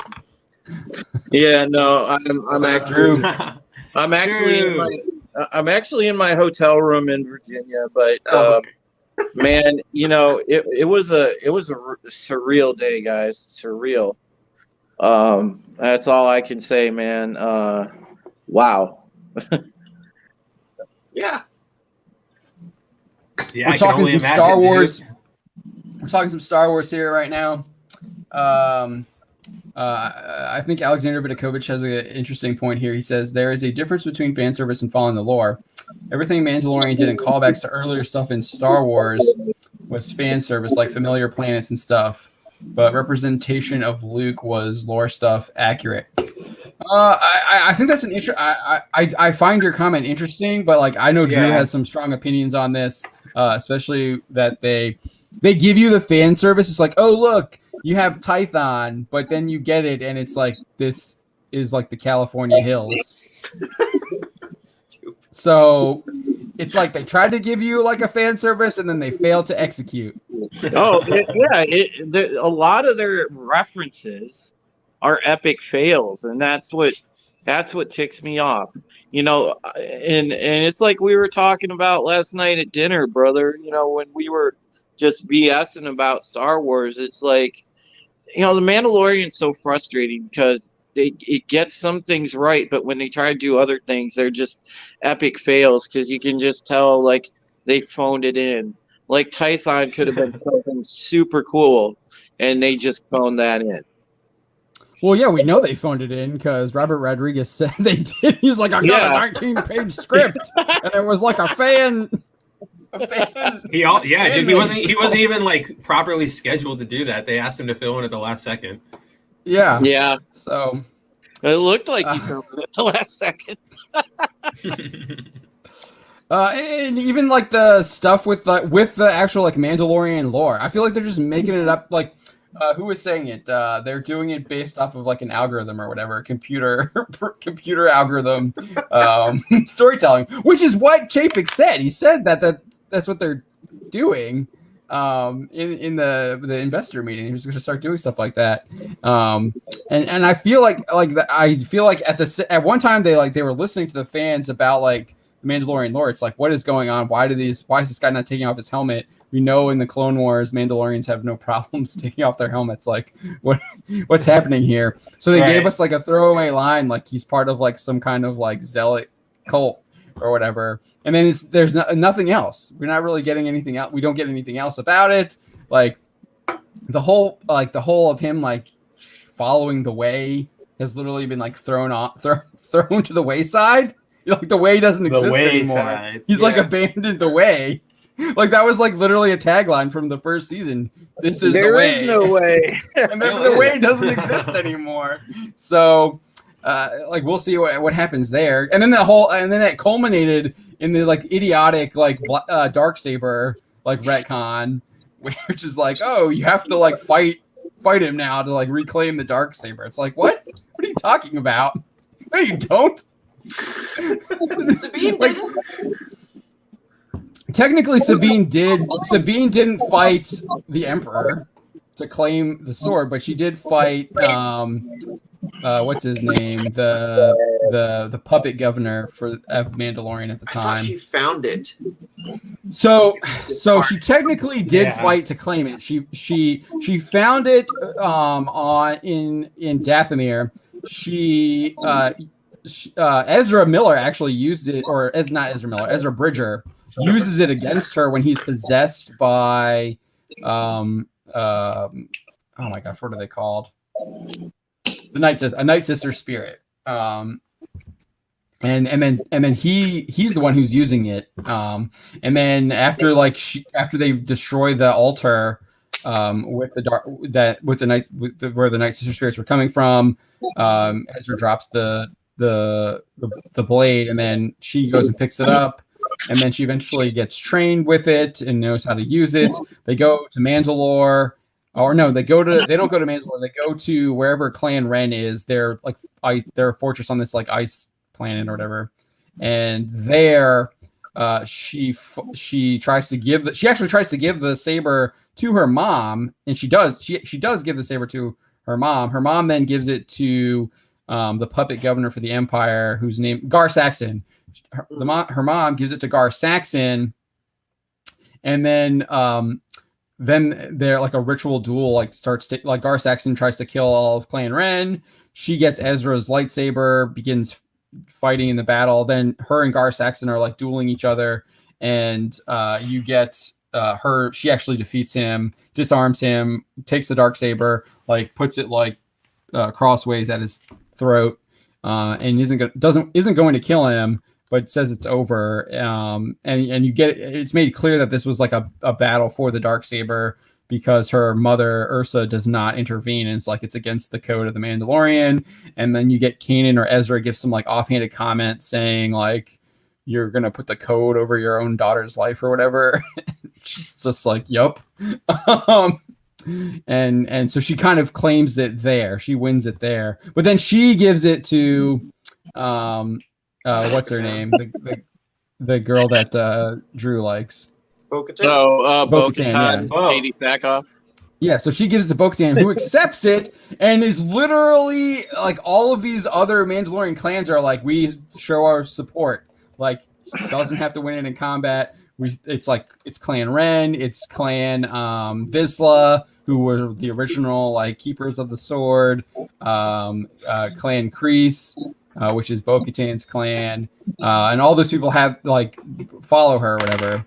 But even if you want to like, but then if you even actually look at Mandalorian culture before the Darksaber is kind of even introduced, Pre Vizsla has the sword, and he's running the Death Watch, a group that was defeated by Satine Kreese, who leads like a group of pacifists. So that they win a civil war against like the Death Watch people, and then she starts reshaping Mandalorians into a more pacifist culture. And Pre Vizsla has the Darksaber, and he's not recognized as the ruler, and people aren't supporting him. Most of Mandalorian culture is supporting Satine. So the idea that the Darksaber needs to be even won in battle is utterly ridiculous. Satine was ruling without it. Yeah, they've definitely not had a whole lot of consistency with that. And I love Ruth Korean's comment. He's like, Ezra Miller just punches people. Yeah. Yeah, I misspoke on that one, but that's a good joke off of that. Yep.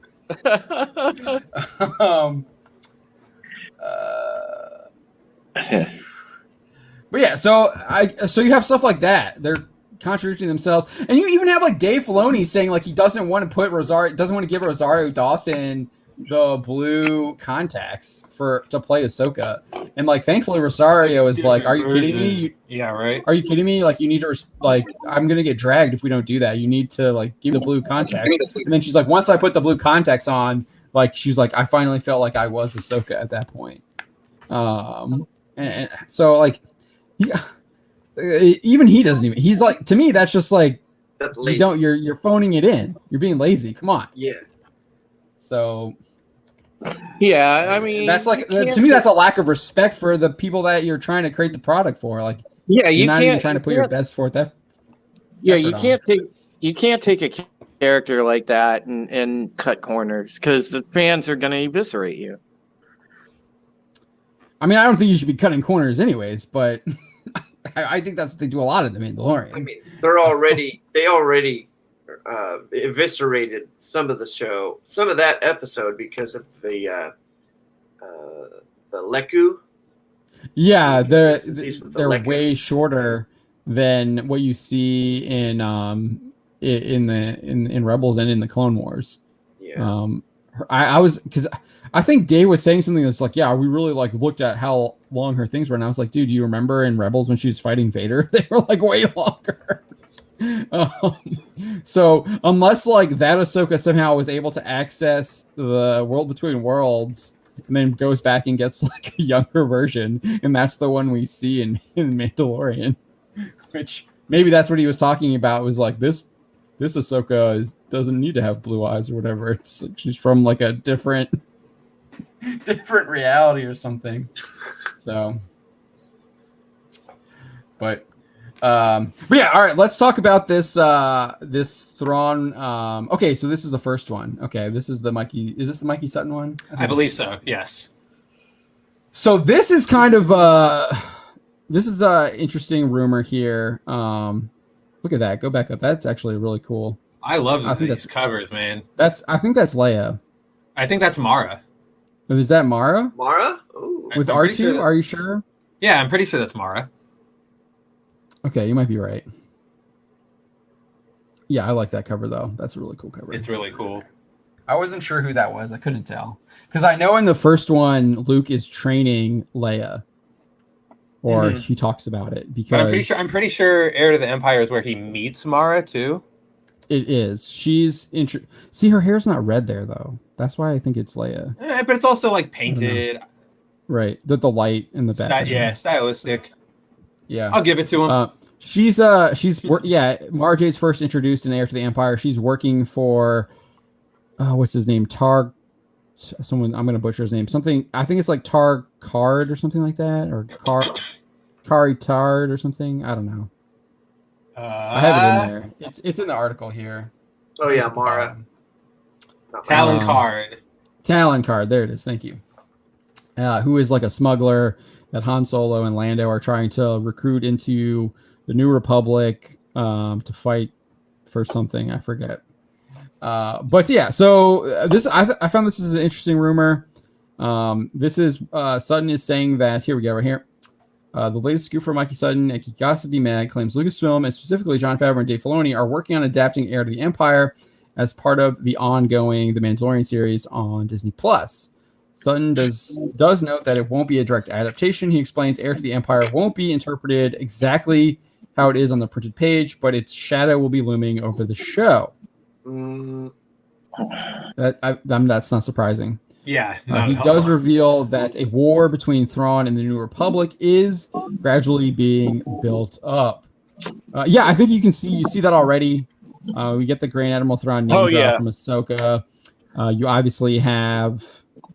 That's the one thing that like I didn't like the ending with at the end of The Mandalorian season 2. I was really hoping to see a little bit more from Moff Gideon, and they brought in Luke to just destroy him. I was like, yes, like this is good. They're gonna lose. Like, that would have. I thought that would have been.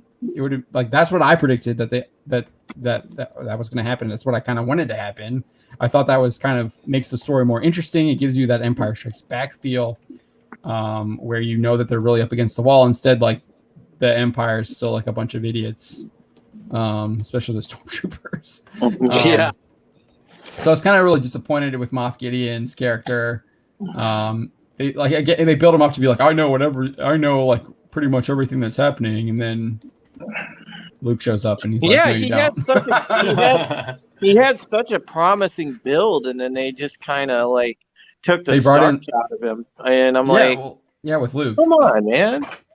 Oh yeah, the guy that destroyed the Emperor and Darth Vader shows up and kind of steals the wind from your sails. Yeah. Yep. So, and you would feel like that would be someone that, well, I don't know. I feel like if you're the remnants of the Empire, you probably know about Luke Skywalker. You know Vader's been like tasked with hunting him down. Like you would think that Vader's been tasked with hunting him down, and you would like try to keep tabs on that guy because he's caused a lot of problems. You know that he's the guy who blew up the Death Star as well, the first one. So you would think you would keep tabs on that guy. So you see that there is some building up here with the war, with like a potential war between the Imperials and the New Republic. We got I think I talked a little bit about that. Yeah, here you get the Ahsoka name drop, and then if you get the conversation with what is this guy's name? I forgot his name already. It's right there. Valen Hess. Valen Hess. Valen Hess talks about how the Empire might be significantly stronger than the New Republic as well. He says, "We've outlasted them, son." Like I think he's talking about the New Republic there. He's like, "We've already outlasted them. They're eating themselves alive. The New Republic is in complete disarray, and we grow stronger." Which is interesting because that's like the complete opposite of what we've actually seen in the show. Yeah, right. The New Republic is like, what's to say that again, Don? Yeah, they've grown stupider. The New Republic or the Imperials? Imperials. Yes. the Imperials, the stormtroopers are just literally cannon fodder for the show. This Valen Hess guy shows that he's a complete idiot and doesn't realize that that these guys are not Imperial troopers when it's pretty obvious that they have no love for the Empire. He like just sits there and is like, yeah, I'm gonna just take in this insubordination, like totally cool. It's because you guys got that transport truck in. I'm just gonna like listen to it. No, you wouldn't. Like, does anyone remember what is the oh my gosh, what is it called?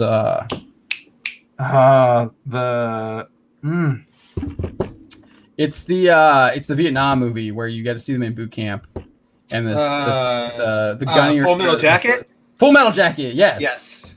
Even then, that is a guy that is like the sergeant is training the soldiers. He's not taking anything from any of those guys, and he's on their side. So, like, I don't think he wouldn't be taking this insubordination from these guys who are actually like kind of almost talking sedition, treason to him. Right? Yeah. So like this guy's just like, yeah, I'm just gonna like let's have a beer, you know. So yeah, you're totally right there, Don. These guys are kind of idiots, even though he's saying that they're growing stronger.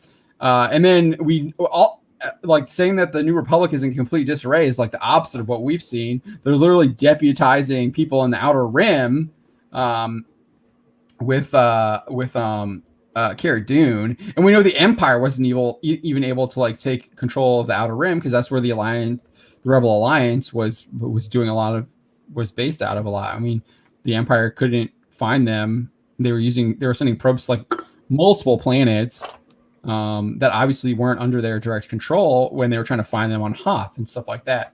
So they didn't have complete control of even the Empire didn't. And we're already seeing the New Republic is kind of expanding out there already to like these outposts, deputizing people like Cara Dune. They have patrols out in the Outer Rim. We saw with Filoni and whoever the other guy with the Asian guy, X-wing pilot who deputizes Cara Dune. They're out there just patrolling the Outer Rim, and that's how they find Mando in his ship because he's not jumping to light speed. Which how many ships don't jump to light speed? So see again, that's what I'm like. Why would you like? That's why I found that weird too. Because ships are usually jumping to light speed, and they would. How many ships aren't using light speed to fly? You would think they would be, right? Maybe I don't know. Just another thing I just kind of thought of on that as I'm talking here. But yeah, so you see that I don't know. I don't think that the New Republic is in disarray. They seem to be quite organized from what we've seen. Obviously, we haven't really seen a lot about like what's happening on whatever the home planet is now. I think it hints though that the New Republic's kind of dropping the ball. We only get it from this guy. No, we got it from what was his name? Carl Weathers. Grief Karga.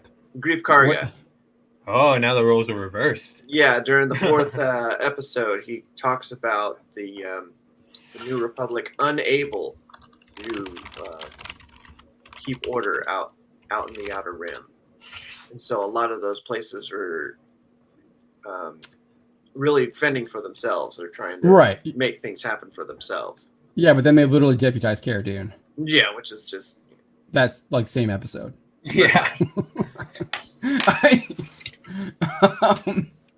So yeah, I just like again, that's what we're talking about, like contradictions within the same episodes.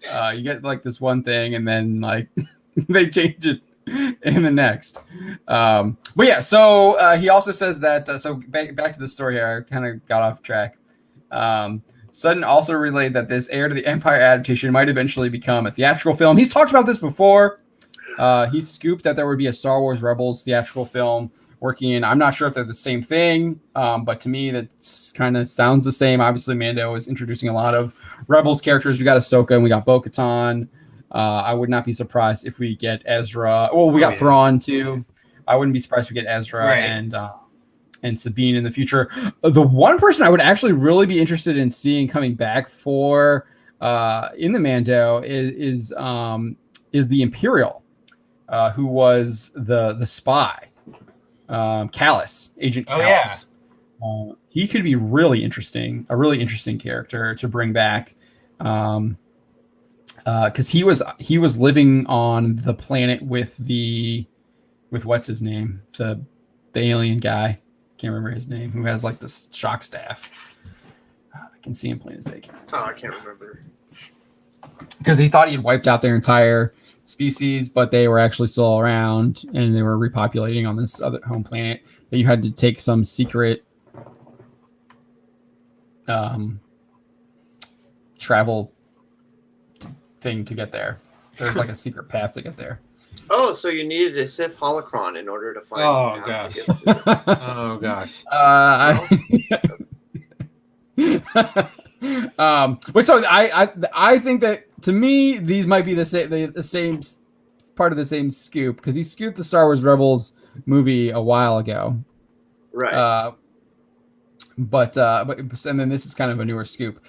So he explains, one insider said he wouldn't be surprised if the end game of the Mandalorian, like, notice how end game, yeah, okay. Game we picked up on that, because Sutton likes to use a lot of the wordplay. He did it a lot more in his earlier scoops. Yeah, he used to have a lot of fun with it. Yeah. I wonder if he's doing that here, though. I think he kind of is, because then we get. He's gotta, yeah. If the end game of the Mandalorian, putting together his team of galactic ragtag cosmic Avengers will result in a theatrical film named after heir to the Empire. I would not be surprised. I mean, we know that Kennedy said that there will be a climactic story event that Mando, Rangers of the New Republic, and Ahsoka, and she also said other stories would be leading up to. We know there's at least Book of the Boba Fett is part of that as well. I wouldn't be surprised if we see some more stuff, because I would think they want to keep milking this. We know Iger had said, I bet just a year ago, in their Q2 call, I think was February, I believe. Yes. In their Q2 call, they he basically said we're doing Mando spinoffs, and that's the future of streaming. And that's it. Yeah. And behold, that's what they're giving us. So in that South Park episode, Mickey Mouse is saying more Mandalorian. Yeah. So I think we can keep scrolling down. I really love this. That's gorgeous. The chair. Yes. Yeah, dude, it's so cool. He just looks like, don't mess with him. He also scooped. So he, like, here again, I was talking about the previous scoop about the theatrical film. And in that film, that Star Wars Rebels film, he said that the big bad would be Grand Admiral Thrawn. So if they're doing Heir to the Empire, that's the Grand Admiral Thrawn. That's why I think they're the same. In that scoop, he said, according to source, the film will include characters introduced on the Rebels animated show, and the big bad is going to be Grand Admiral Thrawn. And then in this main scoop, he reiterated the most recent scoop here with the Heir to the Empire scoop, that Mara Jade will be making an appearance in the Mandalorian sometime in the future. He scooped that like in September. Yeah, that was a while ago. Back in 2019, September 2019. Okay. So the only issue with Mara Jade is she's a redhead. Yeah. So, Get ready to update your list, John. No. Yeah. I still have to add the Charlie 25. I think I need to do 27. the next video. Oh yeah. The Charlie 27, The 27. redhead in the original Guardians. Yeah, and then I need to do my part 2 in the video, because I think we're at I got 7 or 8 that I can do, and I think the first one had 17. So yeah, something like that. Close to 15, something like that. I think 8's a good number to do another one on. Mm-hmm. So I got to do part 2 soon. Yeah, Chris Neville's already. He's right. We're thinking the same thing there. Oh yeah, remember Star Wars? I totally remember that too. I remember when Bob Iger was taking the blame for putting out too many movies too close together, and I was just like, this is the most BS garbage excuse I've ever heard. Especially when the fact they were putting out like 5 freaking Marvel movies a year, and even Pixar was putting out like 2 or 3 movies, and then they had Disney animated stuff was like at 4. So like, at that point, the Pixar ones were pretty bad though. That was like Good Dinosaur, and They suck. Yeah, I don't That's know. just an aside. That doesn't torpedo Right. what you're saying. It's just an aside. Once they got to Coco, though, I feel like they've turned Yeah, it around. They definitely turned actually, it around with that. the Hollywood Reporter actually had. I didn't read it, but they had like a whole like thing on like Pete Docter has literally saved Pixar, and I believe it. He was the most charismatic guy in that whole like Investors Disney call Investor thing. Day, and I was like, yeah, this guy's 1000%. got it going. He's got the Disney magic, the real Disney magic. Because I actually liked. I actually looked at the credits for Soul. He actually co-wrote that film as well. He did. I didn't know he wrote it. Wow. So not only is he the head of Pixar, but he co-wrote and directed, I think. Dude, Pixar stuff He is did direct solid. it. He did direct it. I knew that. Yeah, so he co-wrote it and he directed it. So yeah, Soul was actually pretty good. There were some things that like I had personal with, but for the most part, I thought it was actually got back to what Disney used to do: a good, fun, clean family film that tells you a really good message. Dude, the hospital scene, I was like, is this a real hospital? It is. Dude, it was pretty nuts. Impeccable. Oh yeah, when they were the hospital scene where they first switch body. Yeah, okay. Dude, watching his like hands on the piano, like, oof. Yes. What are you doing? And the music was really good. Yeah, I loved it. It was so good. It was the same people that gave us that little puffin scene.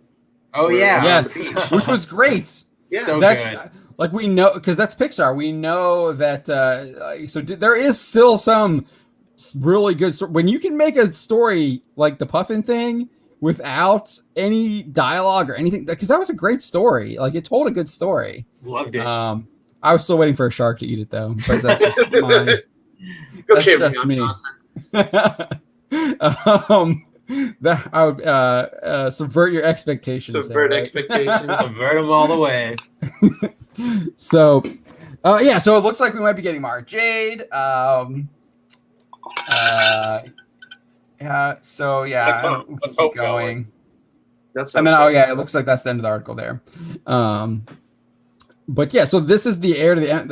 This is what the scoop or the rumor of what the Mandalorian is leading up to potentially is Grand Admiral Thrawn taking control of the remnants of the Imperial fleet and really being the big bad for, I guess, the Mando. And the assumption is that the Mando is going to join the New Republic, I would assume. I don't know.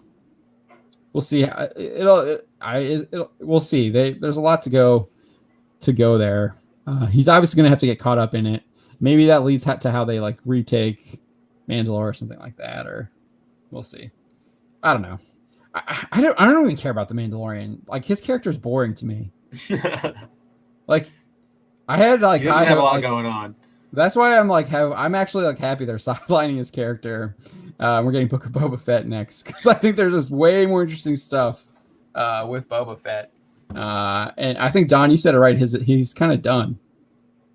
Yeah, his story is over. Complete. Yeah, the only thing that he has is the Darksaber, and then he has to go back to he finished his quest. He was given a quest by the Armorer to take the Yoda or Grogu, whatever his name is, to the Jedi, and he's finished his quest. So now he either has to get defeated by Bo-Katan so she can claim the Darksaber because that's how they retconned it, or he goes back to the Armorer, who then like sends him out on some other quest. But we know she's not even on Navarro anymore, so who knows where she went or why she even left.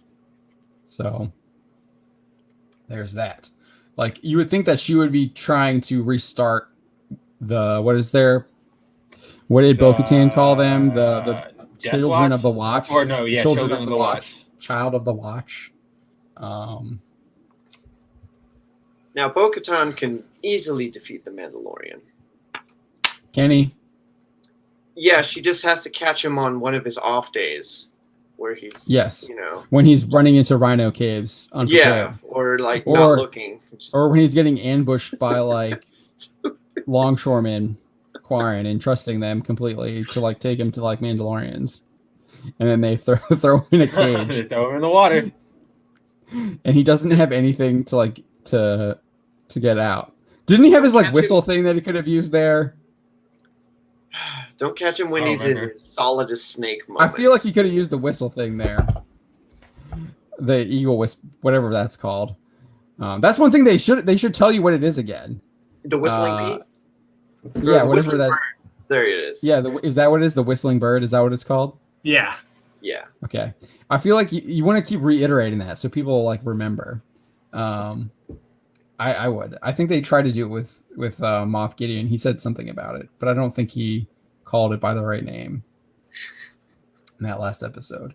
But yeah, so there's another rumor that the person who's actually playing Thrawn might be Robert Downey Jr. I think that was kind of more speculation on the part of WDW Pro rather than like a legit rumor. We do know that there's two separate scoops, rumors, one from Daniel Rickman, one from WDW Pro, saying that Robert Downey Jr. is in talks to play a Star Wars character in the Mandalorian universe, timeline, whatever you want to call it. Star Wars is calling it a timeline. Like Kennedy calls it a timeline. WDW Pro calls it the Filoni verse or something like that. I think the Filoni Favreau Star Wars universe. No, Roof Crane. It has to be a one-on-one duel now. You can't be like sniping people anymore. Yeah. But that's pretty much like the gist of these rumors. Daniel Rickman literally just says he's in discussion. WW Pro kind of gave us a little bit more detail. Says the discussions involve a long-term contract and are not of a cameo nature. As for the role, they said it could be.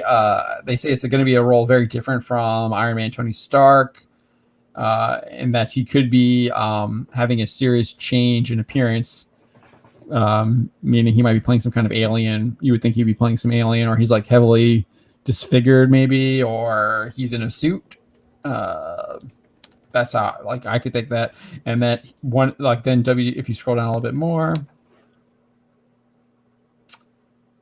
he says it would not shock us at this point if RDJ takes a role like Grand Admiral Thrawn or some other major piece.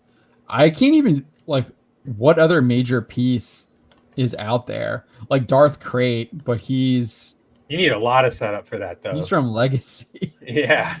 Do you? I actually think this is what they should have done with sequel trilogy. You just have like a Sith Empire show up, just literally rip off the older Star Wars, the Old Republic. But the only that is cool, and I'm down for that. But the only reason I say Krayt needs a lot of buildup is because Krayt's entire character, one of the big parts of his entire character is the whole Yuuzhan Vong infection. So that's the only part that needs setup. So if you go that way, yeah. If you adapt that, you could. Yeah, but I mean, you would have to. Otherwise, it would just be changing Darth Krayt. Right. True. It wouldn't be the same character. Well, I guess when I say Darth Krayt, I'm using him as more of a template. Yeah. and that's what I'm saying. I like a brand new character like Snoke should have been. Yeah. Like Snoke should have been. Just have this mistake. Just have this person coming from. You could have him coming from a different galaxy altogether, right? And deciding they've conquered this other galaxy, the Sith control a galaxy, and they've decided to come into this other galaxy. That could be cool. And he's like the leader of the Sith, or whatever. That could be fun. Just do something completely new. What else? Who else could you think of? I mean, Benedict Cumberbatch is that front runner. I could see him playing a really good one. Playing Thrawn. Yeah, for Thrawn. What other big pieces outside of Thrawn is there though? In Star Wars lore? Lack Sivrak. Who's that? Remember the wolf kind of man that shows up for A New Hope? In the cantina? In the cantina. Heck yeah. Re-edited it to have something else show up. Okay. I remember him. Dude, yeah, give him a spin-off movie. I don't. I'm sure they want to see a picture. If I saw a picture, I probably would. I'm not. Yeah. It's not jumping to my mind though. Yeah, Chris Neville is saying he could be George. Yeah. Okay. Maybe. That's kind of cool. That's not. My memory is not picking that up. Chris Neville is saying George Sebo. I don't know how to say his name. George Sebo, the crazed Jedi. I think he's a clone. Crazed cloned Jedi.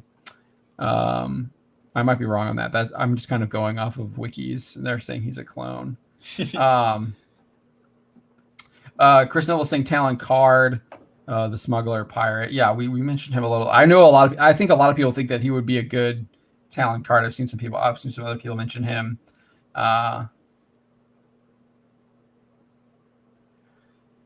Elaine is saying, I like this. I like Elaine. This is the issue I have with Snoke. Since the sequel trilogy takes place 30 years later, you're telling me Snoke is under 30? Not believable in my opinion. See, this is why he should have been Sith from another galaxy, or from the what do they call what are they calling it? The Veil unknown, of the Force? Or the unknown regions or whatever. So you don't know about him. He's not involved. He doesn't even maybe know what's going on, and like maybe they've like just found this other place, and then he leads like a conquering empire, and the First Order is that conquering empire or whatever. That would have been interesting. But yeah, the way the way that they like made Snoke, he's like a clone of them, the Emperor. It's just so stupid. It's so bad. So dumb. Or is he a clone of Baby Yoda? Or is he a clone of both? Of Grogu, yeah. I don't think Cumberbatch. I don't know. Cumberbatch has to stay in his figure for Doctor Strange, and I feel like Doctor Strange is going to play a pretty big role in the MCU. So, oh yeah, considering who has to battle for the next movie, I definitely agree that Thrawn needs to be pretty has to be pretty muscular. Look at him right there. You can see the muscles on him there. I mean, yeah, like right here is like he was not primitive, but he was like a hunter on his home planet before he got imperialized. He was like a wild hunter, so he's definitely got to be in shape. Yes, I think he's on this planet where he's hunting because he somehow was like left there, because I think he was part of the Chiss. He's obviously part of the Chiss ascendancy. Yeah, he's part of the Chiss ascendancy, and he's I think he was some kind of military leader there, but he's been on this other planet, like living like Kazar. Kazar, right, Don? Yeah. No, and I thought I would get something from Don there. No, dude, Kazar's like an X-Men. Kazar's awesome. Kind of. Is he? Dude, he's always in there. Only because they go to the Savage Land. Yeah, Savage Land, yeah. Part of the Savage Land. He's got lots of he's in lots of X-Men stories because he's in lots of X-Men stories, but he's not like a mutant. No, he's not a mutant. Yeah. No. But apparently neither is Kitty Pryde anymore, right? Yeah. Just can't get into the Franklin isn't. Franklin Richards isn't. Franklin. Yeah, because they what's his name confirmed that was because of what he was doing in his Fantastic Four story. So dumb. Whoa! You know what would be cool if they brought in what is it? If RDJ could play like a I don't know how to say it. I think we talked about this last week, but the Radakan or whatever, Rakata, is that how you say it? The Rakata. Yes, I think so. No, not ricotta cheese. I think they're like these like huge lizard people. Yes, they're like pull it up. Can you pull it up? Pull up ricotta. Yeah. They have got like weird heads. Yeah, they got like they're like squid heads with the eyes out. Yeah, he could be like a ricotta. That would be cool. Because they're like in Old Republic lore. They're like they had this ancient empire, and they were force sensitive people, but they were like no Jedi or Sith, but they had like a massive empire throughout the galaxy, and they like enslaved people and stuff. They could be pretty cool. It would be awesome. Why is it when you search for that, you also get this chick? Because her name is probably her last name. Ricotta. Yeah. There's a bunch of girls with Ricotta as their last name. Yeah. I think that would be yes, they are evil. Chris Neville is 100%. They are evil. Evil empire. That could be really cool if he's like one of the last surviving ricotta's or something that's been like maybe it's been frozen in carbonite and somehow gets awakened or something. And Yeah, but that's if That like could be James Gunn is writing this thing. I don't know, man. Yeah, like, I'm just such I'm an throwing stuff obscure- out there like he could be Yeah. a big piece. So I'm trying to spitball what it could be, and I think this could be a cool idea. If it's obviously if it's done right. So Look at the Have death they done machines. anything right? Heck yeah. oh, those are the planet destroyers that people thought were gonna be in Rise of Skywalker, but then we found out that they were just Death Star. Just stars with big lasers. Yeah, that were destroyed with holdo maneuvers. So stupid. Yeah, Vidakovich said they built the Star Forge, and yeah, so that would be really cool. So like, you get a Ricotta who knows about the Star Forge. If you want to put the Star Forge in there, and he starts like using it to like build up his own empire or something like that. That could be pretty cool. Wait, what's the Star Forge? The Star Forge is what Revan and Malak used to build their Sith fleet to attack the Republic.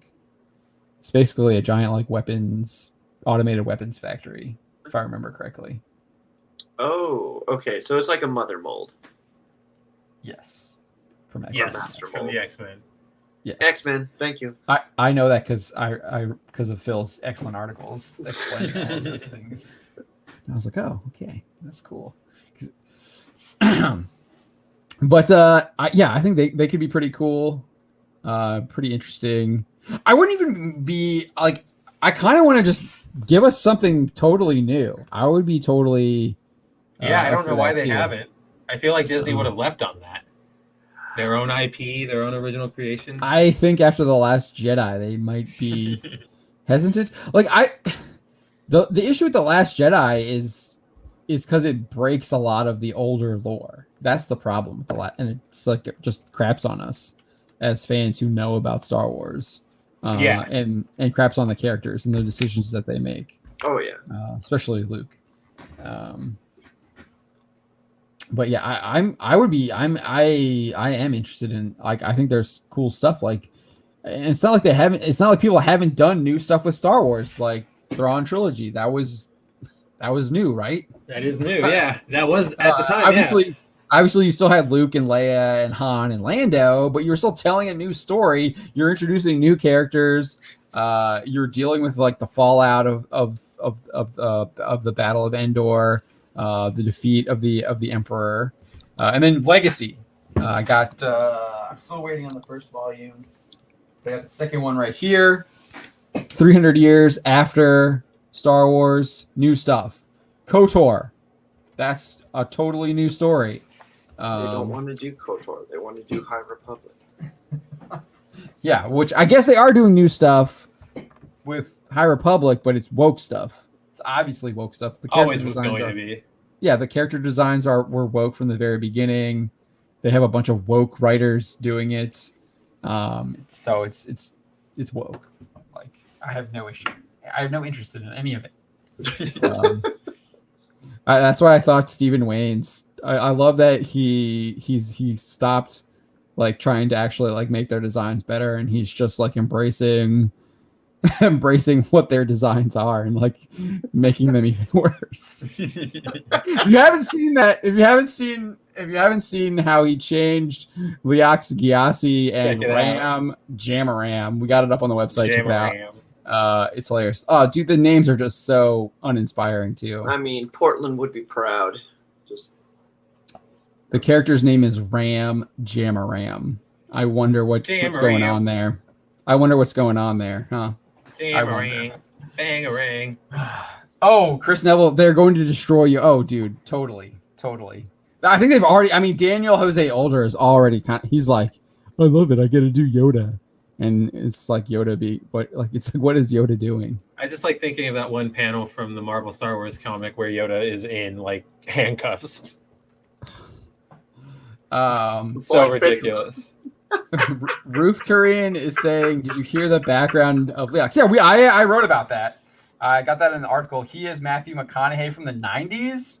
But the way he's designed, he's literally Matthew McConaughey from Magic Mike mixed with like Dallas Buyers Club. I don't think he looks anything like Matthew McConaughey from the 90s. Matthew McConaughey from the 90s was in Dazed and Confused and he had a mustache. I don't know. No, Claudia Gray's explanation was like horrible on that. I think it's so dumb. But that's what she was like. Think of Matthew McConaughey from the 90s. She also like was saying like when she was thinking of it, she was like, he's a smuggler, but like you don't want to do Han Solo and you don't want to do Diet Han Solo. So I wanted to do Matthew McConaughey Han Solo. It's like, what?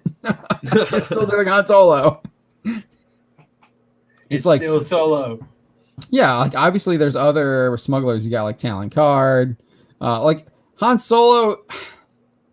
He's like, yes, he's a rogue and everything, but like you could totally do a more hardened smuggler who's like just pure business, and he's like doesn't take any flack, and he's kind of the opposite of Solo, where Solo's always trying to like talk his way out of a problem. This guy is just like, I'm gonna blast my way out, or he doesn't even get to the situation where he has to talk his way out because he's so technical on how he plots out how he's smuggling. He's such a perfectionist. Like, so Boba Fett, what he used to be.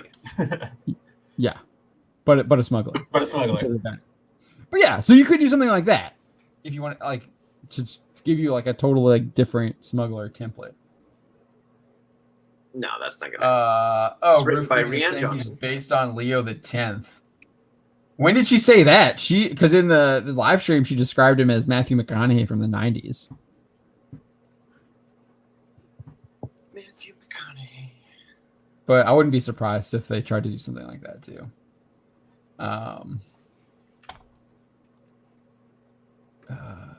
Baby Yoda being the son of Yoda would be way too obvious. I prefer if he wasn't. I'm done with Baby Yoda. I get that people like him and he's cute and he's cuddly and Don's got the knockoff. Yeah, I got the knockoff from Etsy. The knockoff Baby Yoda. I'm glad that they got rid of him. I'm glad he went off with Luke and we're not going to see him for a while. Because I don't know. I just felt like he was an anchor baby. Yeah, he was weighing him down. He was weighing I felt like he was weighing the Mando down. He was weighing the storyline of the Mando down for sure. And Mark Smith is right. Grogu is pandering. 100% agree. Plus, like I've already said this before. Like he's an idiot one time, and all he wants is the ball. And then the other time, and like in the same episode, he's being devious and like literally knows that he's eating the frog lady's unfertilized eggs. And then we find out that he's like a trained Jedi Padawan. And he's like, so he has like moral training at the Jedi Temple. So it's just like, what is so going inconsistent? On? No, I don't think they will. I hope they don't. I don't think we'll see Grogu I don't think we'll see Grogu in Book of Boba Fett, and I hope he's sidelined in. We definitely won't see him for a while. He's got a mustache. That's from Dazed and Confused. Yeah. I don't think that looks anything like the Leox guy at all. And yeah, I hope we don't see Grogu in season 3. I know a lot of people are like, they got to keep him. He'll probably be the stinger. He'll probably be the stinger for season 4. Yeah, that's what I'm thinking. Because of merchandise and stuff. But yeah, I think they might like, obviously if they want to really merch him, they teenage Groot him or something like that. So you can sell new toys. And then for you, John. Is that Remember the wolf guy? Scene? Yeah. Oh, you didn't show him the wolf guy yet? He did, but that's a different photo. I thought he was blue in the other one. I thought he was blue in the other one. Yeah, that was the side view. This is the front view that you see. Oh, he's totally like those are two different characters, Don. Oh, they are? I think so too. Yeah, one's Lav and the other one's Defel. Yeah, because the other guy. I remember Defel because his name sounds like Devil, and you see him and he looks all scary. I'm with Elaine here. I really hope like I have high hopes for Book of Boba Fett. I hope I'm excited. I love Ming. I hope the book of- I love Boba. the way they show him killing, like he kills off Bib Fortuna, he takes over that. That's just toasted. like I was like, this is what the Mandalorian should have been. I was like already like, this is what I thought I was gonna get. There's complaints though about Boba Fett's characterization because whoever What? Yeah, Because- why isn't he going into the fortress to put his face on there? Like he No. obviously can get through by with that. the thing is they say that Mandalorian, whoever, I forget where I read this, but they were saying that the Mandalorian is the bounty hunter personality and the Boba Fett is a gangster personality,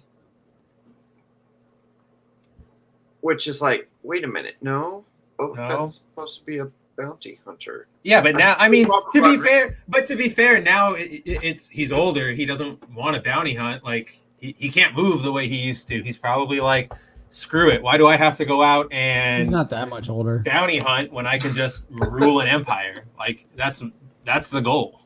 He's only 5 years older. Still, look, he's more than 5 years fatter.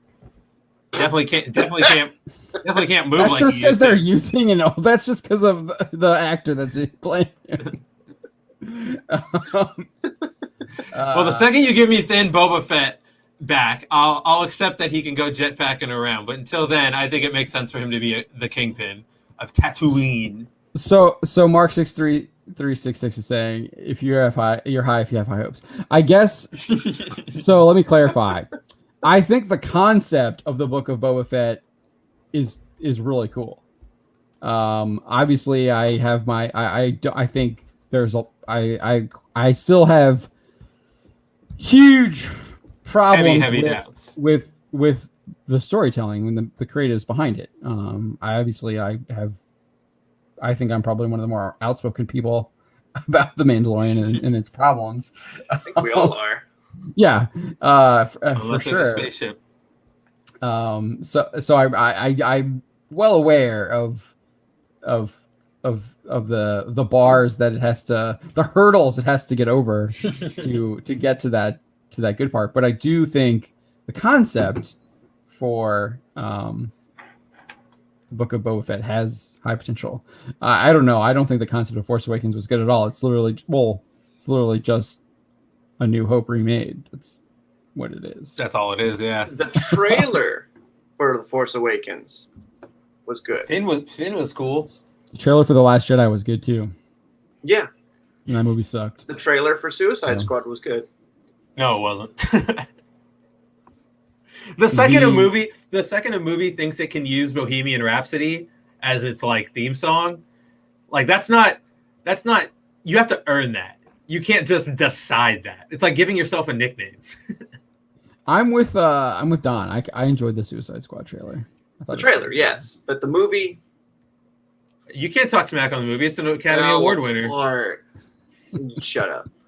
The Academy trailer Award for Suicide James Squad. Gunn's Suicide Squad was freaking awesome, though. Yes. That was I'm freaking excited for awesome that. too. Just freaking King Shark ripping that guy's head off. Like, yeah, get him. So cool. All King of Shark, it. I'm excited. King Shark actually looked good. Like looked like great CGI. Having said that, though, Um, DC what's that? does like dropping the ball. So I'll. So let's talk about that. Let's talk about some DC stuff. Let's switch over to DC. Yeah. That's a good transition there. Future state. I got them all up. There's okay, you got it up. I got every DC rumor up right now. Um, Which one do you want to talk about? I don't know. Let's talk about like what their plans are with Batman or whatever. With I don't Batman. know. I haven't read a lot of it. That one right there. That one looks. Let's that do it. one, okay.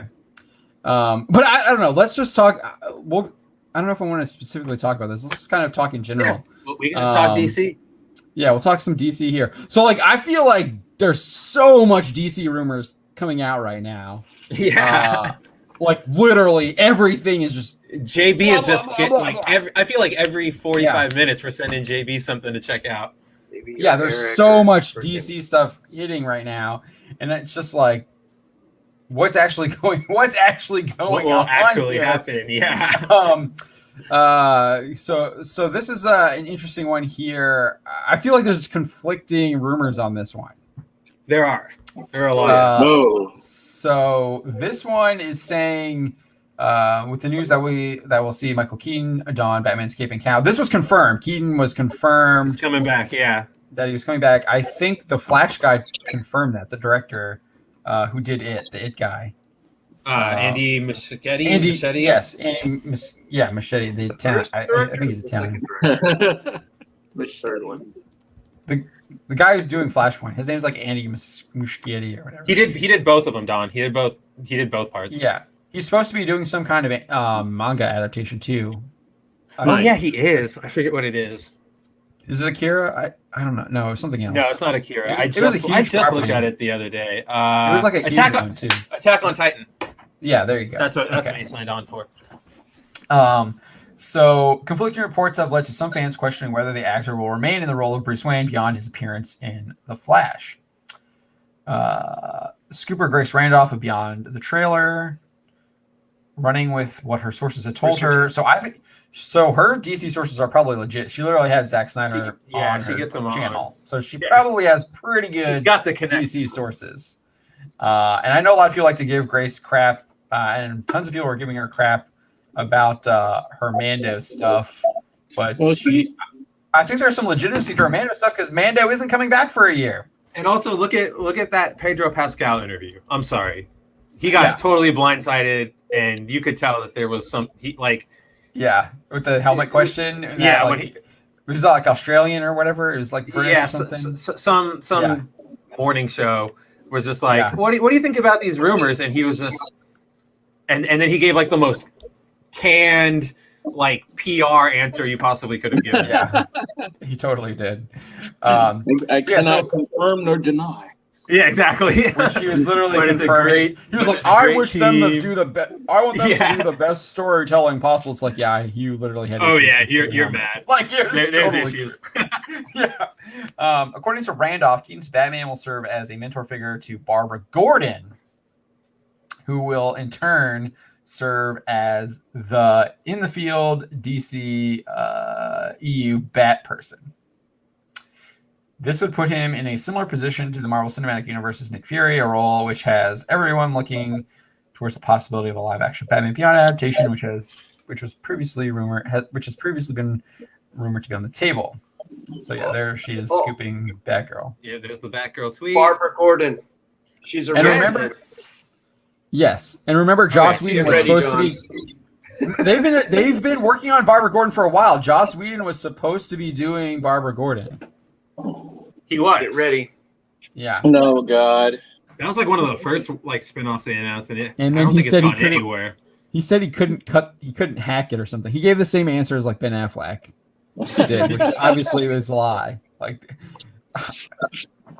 I just don't talk about it. If you're gonna lie, just don't even say anything. It's just not worth it. Because in the end, it just makes you look bad. Like even if you're trying to like obviously stay with your NDAs and stuff in your NDA, like don't even like say like I can't talk about that. Move on. What's the next question? Thank you. Yeah, why is it? I noticed that though. It's crazy because it's like so many times we see these interviews with like on-screen talents and they're just like instead of just saying I can't talk about that, they're just they're tripping over themselves, and it's like just say you can't talk about it. My God. I think they're trying to please the host, and they want to give them some kind of scoop so they'll be able to come back. They're like the actors are playing the influence game, just like the journos do. I know, but it's just annoying because because if you can't give a solid answer, I mean, and listen, we know this from our perspective because, if we ask somebody a question or we're interviewing somebody, if they give us some canned answer, like that's no good to us. So, just be candid and say, hey, look, I can't talk about it. Yeah, I think just being honest, saying that you can't talk about it is I would have more respect for you than you coming out and saying you lying about it, and then we find out that you lied about it like 6 months later. Because I just think that just looks bad on your character, and it's like, okay, this guy's a liar. Like, Yeah. Like anything that Ewan McGregor says anymore, it's like, Oh do you gosh. believe him? He's like he admitted that he'd been lying for 4 years about Obi-Wan. No, it killed his credibility a little bit. So that's just my opinion on that stuff. I just say, hey, I can't talk about that right now. No, I agree with you, brother. I do. And then just say like, but I can talk about whatever you're actually there to promote, which is probably some indie film, which is what they usually do, or some book or whatever. Yeah. But no one wants to hear that. No one really wants to talk about. They want to talk about. They want to talk about whatever the Batman or whatever. No, Don. No. No. No. No. But I did hear. So talking about lying, I'm gonna drop a big fib right here. I did hear that the chick who's playing Anne Boleyn is actually in the running for the next James Bond. So you heard it here first. Oh God. Lashana didn't make the cut. Nope. Poor LaShawn. It's I can't even remember her name, but she's in that Queen and Slim movie as well. If they want to do a female 007 so badly, why don't they just take a at least a decently known like action heroine? You know, They did. why don't they just ask Mia Jovovich or Didn't Jennifer Lawrence do it with like a Russian spy, KGB? Yeah, that but, would Red- suck. but I Red mean, Sparrow or something. if they were gonna do like a James Bond proper, you know, if they want somebody that has like kind of the accent and stuff like that, ask Kate Beckinsale for God's sakes. You know, you want to do a female so bad. There you Can ring go. that one again. Okay, so no. Yeah, I mean, They she have- literally led an action franchise in Underworld. Yeah. And it was Mm-hmm. it was a darn good one. I mean, I like that franchise actually. That's probably one of my favorite franchises. I really like Underworld a lot. No, The first- they don't need to do female James Bond. What they need to do is Joanna Dark, and just make that freaking franchise. I read this. I read this novel series. Are you talking about the game? Oh yeah, Perfect Dark? Joanna Dark. Perfect Dark. dude. Yes. Yes. There's this novel series that I read. I can't remember the name of it right now, but basically, the protagonist is a girl, and she is she's like a 18-year-old. She might be like in her early 20s or whatever. She's like failing out of college, and she realizes that her uncle has like left her this like huge amount of money, and that he's actually involved in like the occult and stuff like that. And she gets involved in exorcisms and dealing with like supernatural creatures like Loa from like down in like the bayou and all these like different adventures. She has to figure out how to like defeat that stuff, and I think that would be like really interesting for some like live action films and stuff, because I really enjoyed that stuff. That would be a neat concept, man. Yeah. That's awesome. Because she's been like, it's called The Black Sun's Daughter. Mhm. Is the book series, and it's by if you want to pull it up real quick, because the covers actually she looks really good too. What was it again? It's called The Black Sun's Daughter. Black Sun's Daughter. I was By Nice. MLN Hanover. Nice. I think the first book is called Unclean Spirits. So you know, it was Don. I meant to tell you. There you go. Ooh. You know, just now when I dropped off and I was checking on Mom when I called home. She told me that stuff you sent came, so I got that to look forward to when I get back. Oh, don't have her open it. She's like, it's a package. I could open it for you. I'm like, no, Mom, it's good. Please don't. I was like, I'll check it when I get home. No big. But yeah, this book series is pretty good. I enjoyed it. And it's interesting. The Black Sun is actually some kind of like demon who like rides her, but she has like an agreement with them. So There it is. Dude, totally how spoiled it, but yeah. John, how Okay, much yeah. are those books? Oh, I don't know. I read Just them. regular book price. I read them a long time ago. Nice. I read them in high school. Well, there was it was funny because on the way back, I think when you texted me earlier today, I think the stop I got off at after I left the march was that mall over there in Tyson's, and so I was actually shocked, dude, that there was like a Barnes and Noble left. I'm like, are you serious? There's an actual like bookstore left around? What's going on? Yeah, we have a couple of those around. I mean, there's one in Springfield. There's a Books a Million. We still have a couple actual bookstores Yeah, so in this area. so yeah, if I can get by a bookstore, I might have to pick that up.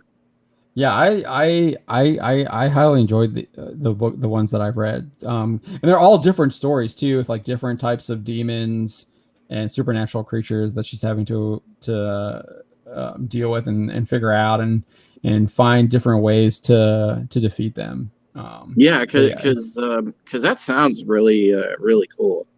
Yeah, I highly enjoyed it. I mean, it's I don't want to call it young adult because I don't really think it is. It's just like a fun supernatural fiction story with a 22-year-old protagonist. So I guess you could call it young adult because the protagonist age, but I don't know. No, because Not young like- adult is truly for like 14, 13-year-olds. Right? Yeah. No, I just felt like it's a. I mean, there's some adult scenes in the book, so it's not for. Like there's some like the exorcism scenes are pretty they can get pretty graphic. Spicy.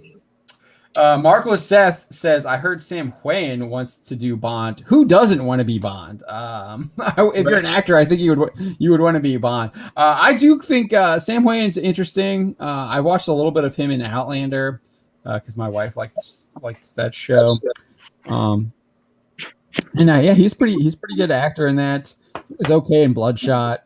I think that had more to do with the character he was playing than his acting in general.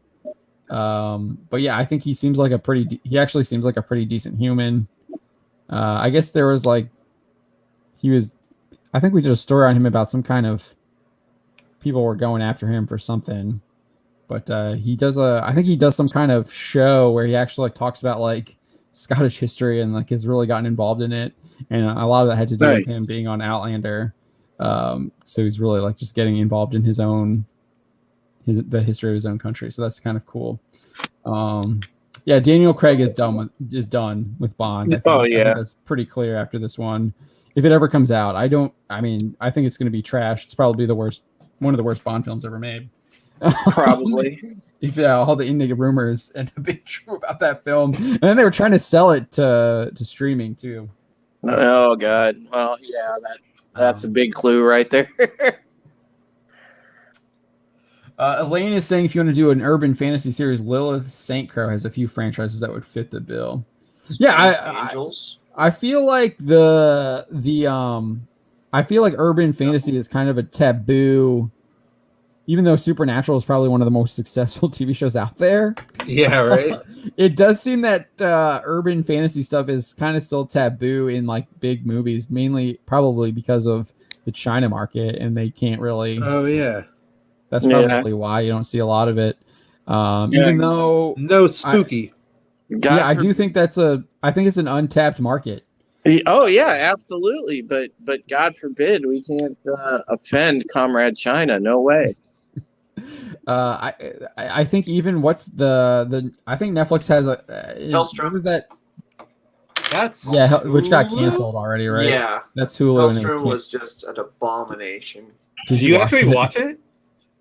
No, I saw the advertisements and I'm like, wait a minute, there's no. I genuinely never even saw those. Nothing about the occult or any I think Gary said that the guy they took him. He wasn't a priest anymore. Yeah, they took all of the religion, supernatural stuff out of it. It's everything that made the comic yeah, it's no point watching this. It's not It's not even an adaptation. It's like you said, it's an abomination. Well, can you imagine if they did? I remember there was an anime movie that I watched a long time ago. It's one of the classics, Wicked City. And I can just imagine if they tried to do a live action version of Wicked City. Yeah, I will say, I mean, so I think Roof Korean is right on point here. Stranger Things has like the obviously the supernatural vibe, kind of a supernatural vibe going on, not as far as demons and angels and stuff like that. HBO Max has, yeah, it's got monsters that look like could be demons. And by the way, Spencer, which I think they are. It's called a demon gorgon, isn't it? A Demogorgon. Demogorgon. Demogorgon. Yeah. So it's got like demon in the name. But yeah, Constantine. But that's an old. What was that? 2014. Yeah, that's old. Almost half a decade over now. Yeah. But yeah, it's TV shows. You're not seeing them really in movies. And the Constantine one with Keanu Reeves. That's almost 2 decades ago, I feel like. Yeah, that's a long time ago. That was not made for the Chinese markets. No. I'll tell you that right now. Not at all. Oh, and Spencer, by the way, you have to watch Wicked City, dude. You would like it. Yes. And we know that Japan has no problems doing supernatural stuff. Oh yeah, Devilman Crybaby. Yeah, That's Bleach. Just, Bleach Yeah, is all Bleach. about Freaking supernatural. Persona. Persona, yes, and the biggest movie ever in Japan. Demon Slayer. Demon Slayer, yeah. Insanity. 7 Deadly Sins. It's all about the supernatural stuff. Dude, they got supernatural stuff in Dragon Ball. Yeah. They go to hell. They go to hell. They get their Halo. You die, you get your Halo too. A certain scientific, a certain scientific railgun. not railgun, but the other magical one. index. Magical Index, yeah. So it's all like Japan has no problems doing that, and those are some of the biggest anime franchises on the planet. So again, there's a hugely untapped market. I feel like for that. Because it's interesting. That's interesting. But yeah, we totally got off track of DC already. That's my fault. So let's get back to DC. So this latest thing is saying that Keaton is going to be mentoring Barbara Gordon as like who's going to be the Bat person in the DCEU, which is really interesting if they're going with Snyder. Like he was going to introduce Carrie Kelly, not Barbara Gordon. Not Barbara. So that's kind of weird. Because the DCEU is the Snyder stuff. So I don't know. We'll see what happens here. So what does it say here? However, the story surrounding Keaton's return doesn't end there. Oh, yeah. Okay. Hold on. Randolph also hinted that this change in focus from Bruce to Barbara was one of the reasons DC film head Walter Hamada believed Batgirl to be a risky property, noting that the film would deviate from its original source material, much the same way Birds of Prey did, thanks to the involvement of writer. Yay! Christina Hodgson is writing Flashpoint, which brings back Keaton and Batgirl. Plus, she wrote Birds of Prey, and this is totally in the same vein regarding changing the source material. Sounds great. Sounds fun. I just need that Yoda clip right now saying, "This is why you fail."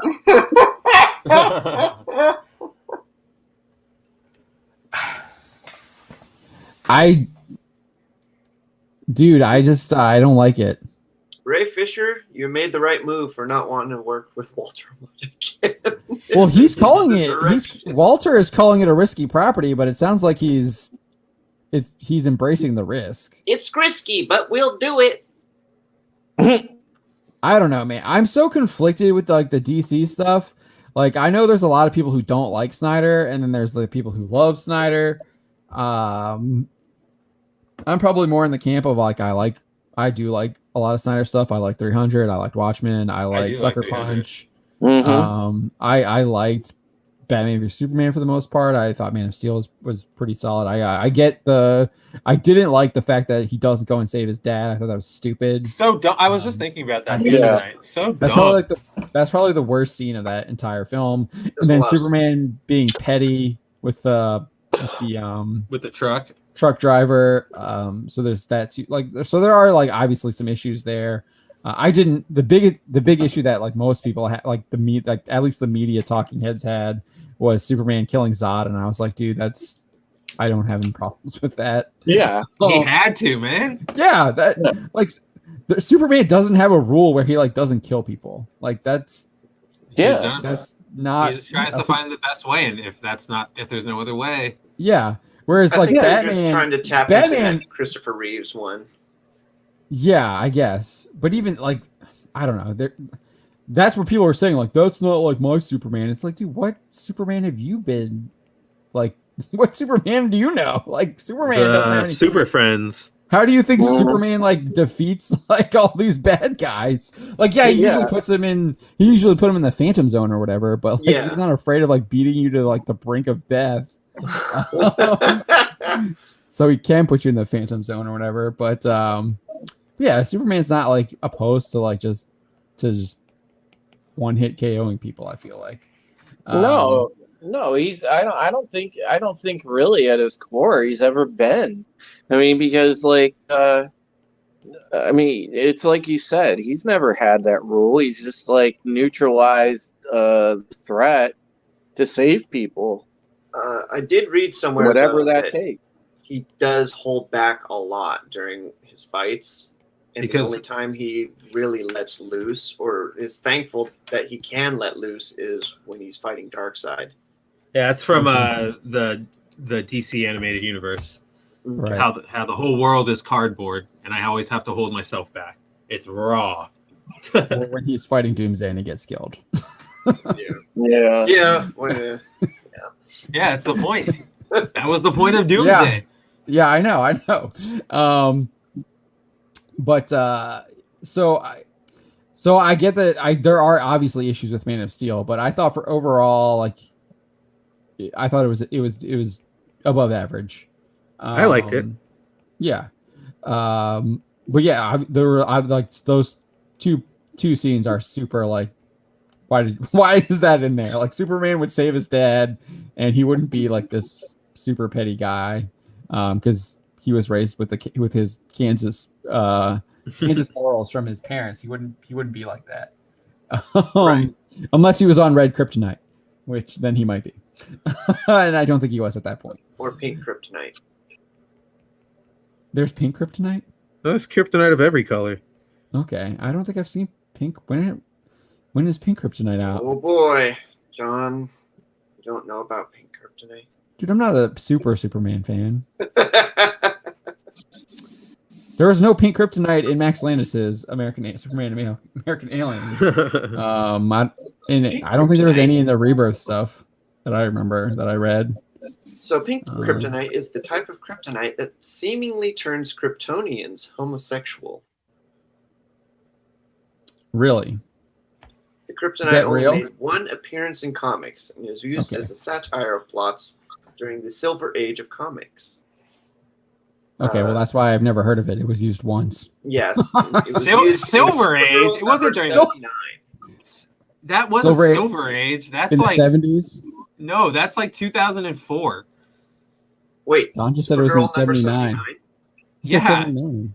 I know. I'm looking at the same wiki page. I don't know why the Oh. wiki person wrote Silver Age comics. Oh, because it's a satire of Silver Age comics. Yeah, Yeah. Right. Okay. That Supergirl story is from like 2004. Okay. Marco Lorceth, thank you for joining us. We appreciate it. We hope you have a great night. Yeah, take Night, care, Mark. Mark. Batman vs Superman. Superman can stop the Earth from spinning. As impossible and devastating it would be, that is huge energy. Batman, all he has is a glorified bulletproof vest. So I think there is something to be said for Batman building a suit with probably the best materials, having his genius mind with engineering. I think there's something to be said where he would try and design something that could potentially at least shield him a little bit from Superman's wrath, or at least his brute strength, and then give him some time to weaken him with the kryptonite. And obviously, it's about prepping, and they obviously show that Batman has lots of prep time in Batman vs Superman. So I'm not like against that. I don't know. I thought they built that. I didn't like how they were pitted against each other. How Lex was pitting them against each other, because it kind of, to me, it was a little out of character for both Superman and Batman to kind of fall for that. That's probably my biggest issue with Batman vs Superman, is how Luthor is like manipulating them, and that obviously is like the main plot of the story. But I thought they could have been like way more vastly improved. I think obviously Frank Miller does a better job, where Superman's more of like he's a pawn of the U.S. government, and that's why he's engaged with Batman. I think it would have been more interesting if the Batman vs Superman actually had Superman maybe potentially being more of the Injustice style Superman, or even the Kingdom Come Superman a little bit, and that would have made more sense. So like, instead of Superman saving Lois in the beginning, she actually dies, and so like that breaks Superman, and so he doesn't have that. He kind of like becomes Dr. Manhattan-ish, and he becomes aloof from like human connection, and he starts thinking that maybe he can make the world a better place by just going Hawkeye, like in Avengers Endgame Hawkeye, and like taking out all the bad guys. And Ronin. He starts, Ronin. Yeah. So that I think that would have been a more interesting story for Batman vs Superman on why they would be fighting against each other. But yeah, so that's kind of my thoughts on that. Justice League obviously is just a horrible movie.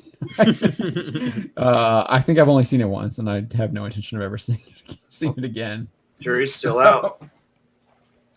Well, obviously, I'm going to see the Snyder Cut. I'm going to watch the Snyder Cut for sure, just to see what we get. And how that works. Because obviously, like, I do not like Marvel humor does not work in a DC film. I don't like it. It doesn't work. Question. Review? Yeah, we'll totally be doing it. I mean, we did a whole thing on Wonder Woman 84. We did it on a Wednesday stream, but we did it. We'll probably have a separate stream for that for sure. Yeah, because they're coming out weekly, right, for those episodes? Or I think so. I'm not sure how it's going to release. The rumor is like 6 episodes or something. 4 episodes. Four. Because I don't think Snyder's like confirmed that. I think that's still a rumor. But I mean, thing? No, that's confirmed. Has that been confirmed? Okay. Oh yeah, that's been confirmed. Okay. So we'll see what happens with that. I mean, I think there's some cool stuff that Snyder has already like revealed in the like his sketches and stuff that are pretty cool, that are interesting. The Steppenwolf design I think is a little bit better than what we got. It'll be. I mean, we know that Wonder Woman is supposed to like God. Snyder says gods kill gods, so that should be interesting as well. So I don't know. We'll see what happens. It can't get. I mean, I don't think it can get worse. So, well, this is 2021 now. Yeah. But like I said, I for the most part like Snyder's body of work. Like I like 300. I like Watchmen. I think Sucker Punch is fun. Maybe not fun isn't the right word, but I like that movie. And I enjoyed Man of Steel, and I thought Batman vs Superman for the most part was pretty good. obviously, like I just said, I think it could have been a lot better, with a totally different. If they had rewritten why Batman and Superman are actually fighting, and then don't even I hate this is I hate when you're like, let's title our movie Batman vs Superman, and then literally they don't fight each other in the end. They're teaming up and fighting something else. It's like, no, don't do that. Which is what I think Godzilla vs Kong is going to do that too, with all the rumors, and I hope that doesn't. I hope that doesn't happen, and I hope it's just the main event is Godzilla vs Kong, the first one. Like the original. Because remember, I was gonna say, remember, John, because I like the kaiju stuff. Because you remember the original Godzilla versus Kong, man. They just went at it. They didn't team up. No, they were actually trying to the government. The government was using Kong to try and fend off Godzilla, and Kong starts destroying their power lines and doing his own havoc and stuff. And then they finally got him to fight in this rocky outcrop, and that was the main fight. It was finally it led up to them actually fighting, and that's what you want to see. You're there to see them fight. You're not there to see them fight in the first act or whatever, and then they introduce some new villain in the second act, and then the third act is them fighting this new villain. It's come on, no, I want to see them fighting. We have to be allies now. There's a bad. Yeah, it's like Civil War. They're not. It's not really Cap versus Tony. It's Cap and Tony teaming up to take out Zemo, who has trying to get them to fight each other by faking that he's gonna turn on the Winter Soldier project or whatever, which actually doesn't do. All right. Mark 63366 says, why are humans in the monster films? I want to see the monsters kick ass. I don't care about humans in a Godzilla movie. I think so. I think this is a Western problem. The Godzilla 2014 movie obviously had a huge problem with that. Well, there's some in the old Toho films. There's some, there's a lot in humans play a huge. Yeah, humans are a huge part of it. Because if you go back and watch the Toho collection, there's usually pretty significant human contribution in the film. So you'll find that no matter what. But here it's like you said, John, Western. I think on this side of the world and of the pond. I mean, we go and overdo. That's what Hollywood does. They overdo it. They're like, oh, we gotta have such a compelling, human interest story in here to go along with the set piece. And it's like, Godzilla is not a set piece. He's a character. Let's just talk about Godzilla vs Kong here a little bit. They tried to give you some they try to push some environmentalist message, but what ends up happening is the environmentalists are they're literally eco terrorists that unleash Monster Zero, King Ghidorah, who uses all these other monsters to literally level all the major cities of the world. So I thought that was really interesting, because I remember what's her name was talking about that, the actress Vera Farmiga. She was like, yeah, I really took on this role because it has such an environmentalist message. And it's her character has that message, but it's what you're doing is wrong. You're being a bad person. Your daughter is even telling you you're a bad person.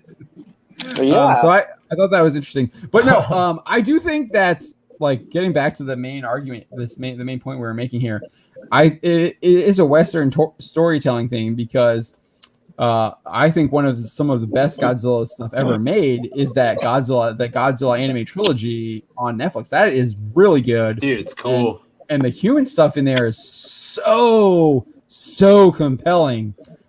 In that first one, Godzilla has awoken. He's actually like a terror. He is going around destroying everything, and this guy is a kid. He kills his parents, and all this guy can think about, he gets out into space. They get onto their spaceship. They're trying to find another habitable planet, and all he can think about is like getting back to Earth and killing Godzilla and getting revenge on Godzilla. And you think he does. Like they go back to Earth. He's like, it's really, so you get some really cool internal politics on him trying to convince the people back to Earth because they're not finding any habitable planets. And then they obviously like are able to do some kind of like time travels or some like light speed stuff. But what ends up happening is like it's been 10,000 years or whatever, even though it's only 20 years for them. They just do some like sci-fi stuff there. And then you still have this focus on this guy's like want for revenge on Godzilla, and they like go onto the planet. They're like attacking what they think is Godzilla, and then he thinks that he's won, and then the real Godzilla shows up and like just obliterates them.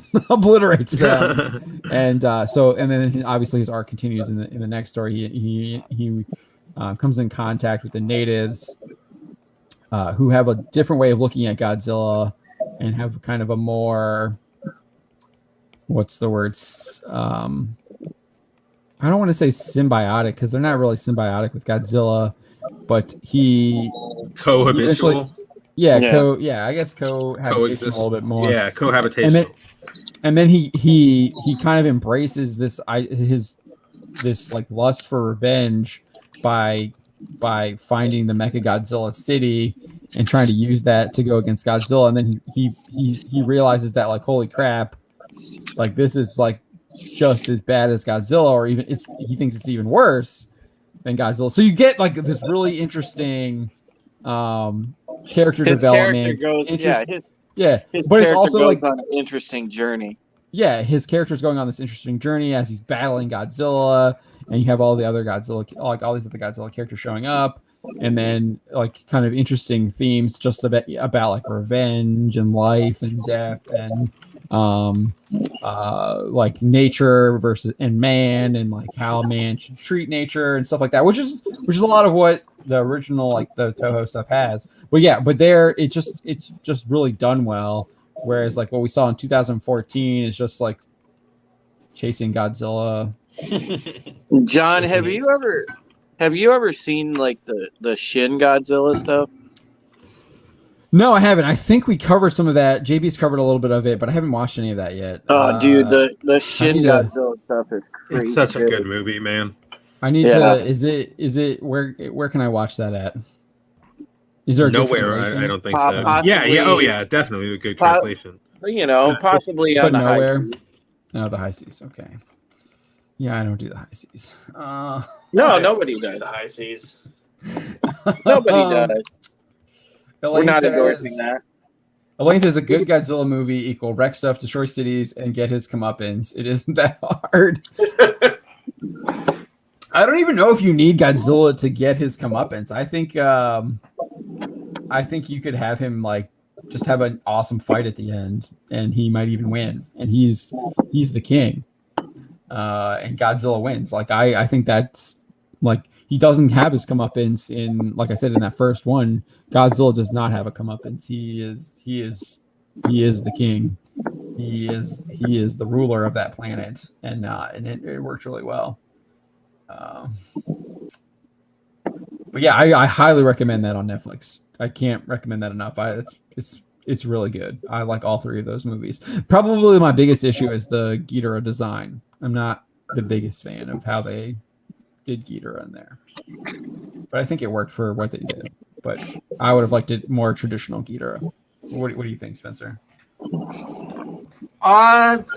Yeah, I don't know. I kind of liked what they did. I don't know. I just really liked how he looked. So I applaud the visuals. Probably could have gone for a more traditional one because he's just like 3 energy dragons in this one, right? That come out of like black holes in the sky. Yeah. So it was kind of cool. It was different. It was better than Galactus Cloud. Yes. So Oh, it was a good new version. I definitely would have liked to have seen a traditional one, like an actual monster one. Right. Yeah. That's like literally my biggest complaint of those 3 movies. And so if that's the biggest complaint I have, it's pretty good. One of the things, maybe we'll have to do this next week. I saw some people doing like top 10 best movies. I actually saw Grace Randolph did top 10 best TV shows. I think is what she did. She did a video, and it didn't matter what it was. It was any kind of genre, just like the 10 best stuff. So maybe we'll do that next week. Talk about some of that. What was interesting is like I was reading some of the comments, and they're all like dark. She didn't have it on the list at all. Nice. Because that's probably like my number one. The Roman one was really good too. What was it called? Oh yeah, you recommended it. Yeah, the Barbarians on Netflix is really good too. Nice. So yeah, we'll have to. I think that's what we'll do next week. We'll do. We'll definitely probably do like our top 10 TV shows, and we'll all talk about that. And so we have like some really, really good recommendations. And I think for us, like obviously she was just sticking to Western media. We can branch out. We got the Japanese media too. Yeah, and obviously the German stuff. I love the German stuff. Plus next week it begins. Oh yeah, Friday we will be doing WandaVision as well on Friday. Yep. It begins the Marvel actual TV shows I'll care about. Yeah. Yeah, Elaine, I'm kind of with you on that. But my sister-in-law has been watching her, and I know that because she doesnn't use headphones, and Grace Randolph's voice is extremely distinct. So, yeah. But YouTube me is saying, did the joke already get made? I can't even say my own name right now. Did John just come back from a job interview as an accountant for Sherlock Texel? Yes, that was like the first joke. That was the first. I think it was Roof Korean did that one. I think. Yeah. But yeah, that was literally the first. I don't know, bro. You're looking pretty dapper. It's all good. Yeah, man. I even got my tie clip here. Yeah. Nice. So yeah, folks. We'll be back for Bounding Live next Wednesday, and obviously WandaVision Friday. You know that is if there's still a world left and things aren't smoldering around us. But we'll be here. Yeah, we'll see what happens. I think there's some high. I think we have pretty high hopes for WandaVision. We'll see. Yeah. I think we all we were way more on the hype train of Falcon and Winter Soldier. Oh yeah. WandaVision. Oh yeah. Definitely interested in WandaVision. What was that, Don? You were. I wasn't.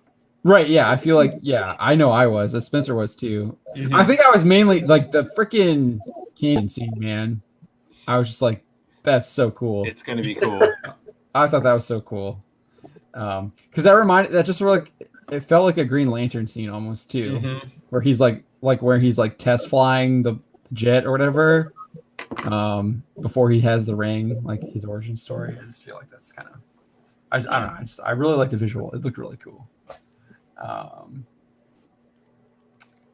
Lane saying after episode 3 of season 8, there's no defending that farce. Yes, I was saying that literally. I was totally ahead of the curve on that. I totally remember that. After episode 3 was the Battle of Winterfell, and it was so obvious that the show had literally just trashed itself because no one was getting killed by any of the none of the main characters were getting killed by the White Walkers, and I was like, this is just absolutely horrendous. And people were like, no man, it was so cool, Arya kills him, it's great. And I was like, no man, this is the end, and it's just absolute horrid. And by the end, people saw the light and realized that it was trash. Are you rocking a beanie too, Don? Jeez. Yeah, I'm back from the Tim cast apparently. Nice. Yeah, I got my inner Tim Pool on too. We're the Beanie Bros this week. I'll be honest. Spencer sorry. borrowed a shirt from his dad. This is my big boy shirt. All right. I want people to know I'm all business. I feel like that's what a lot of like frat guys wear in the South. They wear stuff like that. Party down, baby. Let's do it. I'm just saying that's or like I you need to don't add take like it. I don't take it as an. add a leather jacket and you got like a Western vibe going on. Yeah, Dude, if All only I could pull off a hat. yeah. Come to Virginia, dude. I got a bunch of beer in my Like a fridge fedora. here at the hotel. I don't have any. Dude, of we my need to cowboy go. hats We need a with me right now. basement. I can totally rock a cowboy hat. I got a bunch. I believe that. I believe you can. I feel like I've seen I a just- picture of you wearing one. It's like one of my. It used to be like my main profile picture for a while. It was me and I think so, yeah. cowboy hat. I was at my cousin's wedding. That's awesome. But yeah, I wanted to get back to these comments here about Game of Thrones real quick before we sign off. Yeah. Mark6336 was saying that was the death blow. Up until then, I wasn't happy, but I kept telling myself they were saving money for the big battle scenes. I'll be honest, I tuned out at season 4, and I just it just felt repetitive to me. It was just like it was like, let me just shock you with some major death. And then all the people are going to just backstab each other, and they're just vying for power. And I don't know, it just felt like it was just constant. That was all that was happening in the show. And I probably more so tuned out because I had read up to like book 5, and after they killed Ygritte, I was kind of out. Like I didn't really have anyone. Like, why do I care Yeah, I anymore? really care. Yeah. Yeah, there wasn't. It's like there's no actual like good characters left that are like decent human beings. They were all like really horrible people. Arya was like literally training to be like a mass murderer, like a super assassin, not a mass, but a super assassin. So yeah, I just had no. I don't know. I was just out at that point, and I got back into watching the show because my wife really enjoyed it. So I watched like 7 with her, and then 8, and like she hated watching it with me because I was like, this is stupid. This is Like, why dumb. are they Yeah. that doesn't make any sense. Like, why are they like shh, just watch it, just let people Stop have fun. commenting. Yeah. I'm just like, what? Come on, I'm just reacting. What's happening in the show? Just asking the Ooh. questions that Yeah. need to be asked. So, Nice. WandaVision Fridays. My girlfriend has agreed to watch them with me. Whoa. Ooh, look at you. So, You can get the normie perspective. the super Nice. normie perspective because she don't The read comics. She non-superhero don't perspective. know nothing. Nice. Yeah, I might watch That'll be that. some I good might watch insight. that. I might be. Well, probably not because she's gone back to work. Who, Kate? Yeah, I might have to go. We'll see, because she's been trying to find a new TV show for us to watch because obviously we don't really watch TV anymore together. Yeah. But we are. So this is one thing Grace Randolph did recommend, and my sister-in-law recommended too. It's called Tom Lasso, and it's actually a Warner Brothers television production that's on Apple. That's exclusive to Apple, which I was like, what? It's weird. And it's I think Jason I know what this Sudeikis. is. Yeah. He's a Kansas City football coach who I goes just learned about to this. England and becomes the soccer coach for Richmond FC, which is like a fictional Premier League team, and it's pretty good. The opening scene is super cringe. It's super woke, super cringe, but by the end of the episode, it's not as woke as what it appeared, and it's like the character is much more interesting. Like, the opening scene is like this woman executive just like telling off the coach, and like she uses like misogyny, and like it's like, oh, this is so cringe. Like I'm total. Like I That's told my probably wife, the point. They were probably parodying all that. I don't think they were at that point. And I looked at my wife and I was like, dude, I'm done. I'm done with the show already. Like 2 minutes in, we kept watching it, and by the end, like there's a reason why she did that, and it actually makes her character quite interesting. And I'm kind of looking forward to seeing how her story grows, especially given how Jason Sudeikis' character is. So I think there's some it's got we've watched 2 episodes so far, and they're pretty funny. So because it's like a half-hour comedy. So yeah, I watched 2, and I would recommend that so far. But I will warn you, like if you're gonna get triggered, you probably might get triggered by the first opening scene. Roof Korean is asking about Game of Thrones, saying if George R.R. Martin changes the story at all, changes things drastically, does HBO have a legal case? I'm assuming. I have no idea. I'm not the right person to ask that. That's probably a Ricada question. Yeah, that's a Ricada question. I don't know. He'll stream on it. I don't think George R.R. Martin's going to change anything because I don't think he's ever going to publish those books. Oh no. That's my personal belief. He said he would let fans lock him up in like some volcanic lake. Yeah, if he didn't finish it last year. Yeah, and he hasn't done anything. It's going to be the Robert Jordan treatment right now.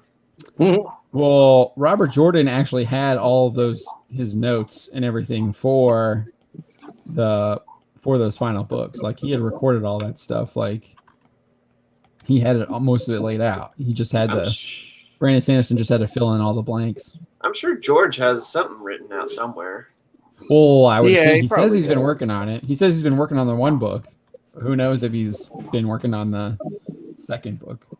I did start a second short story. I basically just wrote the concept out. Nice. It was basically based off of what I would do for Wonder Woman 84. And Nice. and put my own little spin on it. But yeah, I gotta like start pounding that out. Do you have a better villain than the one they made, the Wishmaster? Yes. Okay. Nice. Yes. My villain is a Brainiac. secret government agency. Oh. No, there you go. That That's works. true to life. That tracks. True to life. It's a William Stryker government agency from X2. Nice. Similar to that, yeah. Or an off the books Amanda Waller like organization. I mean, those are that's like I feel like those are tropes. So, those kind of characters. Mark 6366 is how does your version compare to mine? I don't know I don't understand that question. Yeah, maybe Mark 63366. What version? Is writing a book. Oh, his version of Wonder Woman 1984. Is that what you're asking, Mark? I don't know. Mark has a version of Wonder Woman 1984. All right. Well, let's go around the horn. Thank you all for joining us. We really appreciate it. I had a lot of fun tonight, as we always do here Sure, yeah. on Bounding Live. Yeah, sorry I chatting with you I guys. joined a little late. I was just Yeah, dude, no worries. Hey, being in the capital, you got things to do. yeah. Always, well, you always. can't do nothing. You can't. Always something going on. Obviously, you can't do much right now because it's a good thing. I'm like, how far am I away, John? Over here at this place From me or from DC? from the capital, technically. Oh, you're probably like 30 minutes. Yeah, so thankfully I'm 30 minutes away because that whole area is locked down tight as a drum. I don't think anybody's gonna be on. They put out a curfew here in Virginia, in Arlington and Alexandria City. They put a Why? curfew in Virginia too. I have no idea. I have no Wow. idea. I mean, you guys aren't doing anything. I mean, geez. I don't know. My phone was going crazy. I was kind of nervous because like I technically live in Alexandria, but I live in Fairfax County, and I was like, man, they're gonna stop me from going to my event, and I was like, but fortunately, Fairfax is not Alexandria City, so I was able to. Yeah, get it done. I'm really happy. Yeah. There's a number of people in the chat that I just want to say, thanks, guys. There's a number of you that checked in on me since I started this DC trip and have been kind of looking out for me and stuff. And I really, really, really appreciate it. And thanks. I'm glad that I made it back safe and sound today.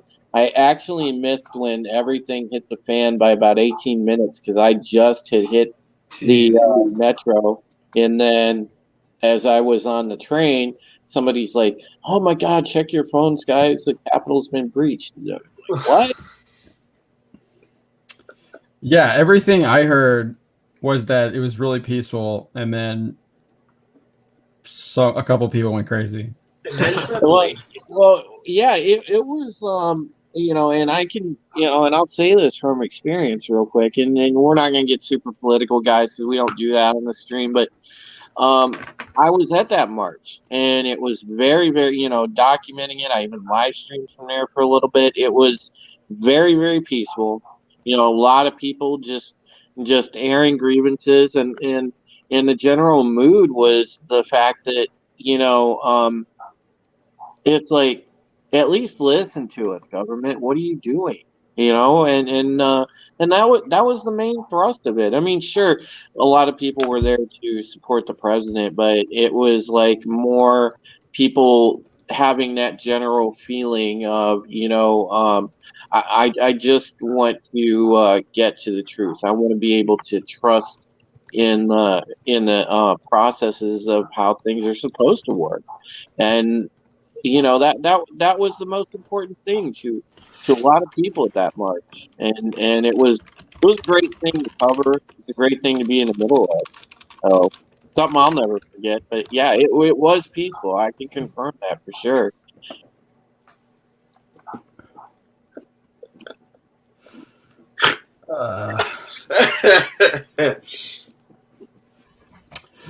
All right, Spencer. Yeah, as always, guys, like Drew said, thanks for dropping in and spending your Wednesday night with us. You can catch me daily on Bounding Into Comics and on Twitter at Kabuto Rider Mav. That's all I've got going on. Yeah, we're gonna try and get Spencer to do some of those some listicles more videos. I'm working on him. Yeah, he's got one Work in written. Progress. I do. You've got the top 6 video games. I do have that one. We can video that one. Yeah, I think we can do that one. So yeah, I think you're working on maybe an anime list too as well. Yes. Okay. Cool. For those of you who don't know, listicles are actually probably some of the hardest pieces of content to write. Because you got to do a lot of research for them and really like nail it down. I definitely think that they take they definitely take the longest amount of time to work on, especially if you really want to put out a quality list and you're not just putting out like garbage like our competitors do. Mm-hmm. Yeah, you're not putting together a CBR list. Yeah. All right, Don. Yeah, speaking of lists, I've got a few coming up. I've also got a video coming up for many of the lists I've got going. So, oh gosh, look forward to those. I am Dolphi, the ringer of the bell, the balance in the force, the middle of the lane, the referee, the umpire, the counsel of reason, as best as I can be unbiased when everything is pretty much gone insane. Drew has seen it firsthand. You can look me up on my channel. I spelled it out for you. If you need help in hand, that's where you'll find me. And hit the like button down there. Hit the subscribe button. There's a little bell. It gives you little notifications. And yeah, check out my stuff on Bounding Into Comics. That's where the good stuff is. All right, I of course am Supreme Heretic, obviously sort of on remote, and as soon as I'm back in town, I can get back to the cozy computer and start getting back in the writing game again, and I'll probably be next week. I should be tentatively tomorrow leaving the Virginia and DC area, but depending, there's a big weather system moving through PA, so I may be here one more night, not sure.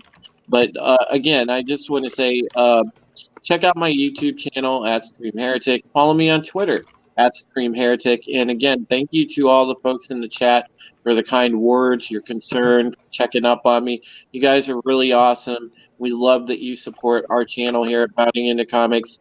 These guys are the best writers in the world to work with, man. I love my colleagues, and I got to hang out with John the other night. Really fun, great dude, and The pizza was great. the best. Shout out Mama's Kitchen. Yeah, exactly, and John's snarky, but he's like the greatest boss you could ever want to. Was your friend's feelings hurt when I made that joke?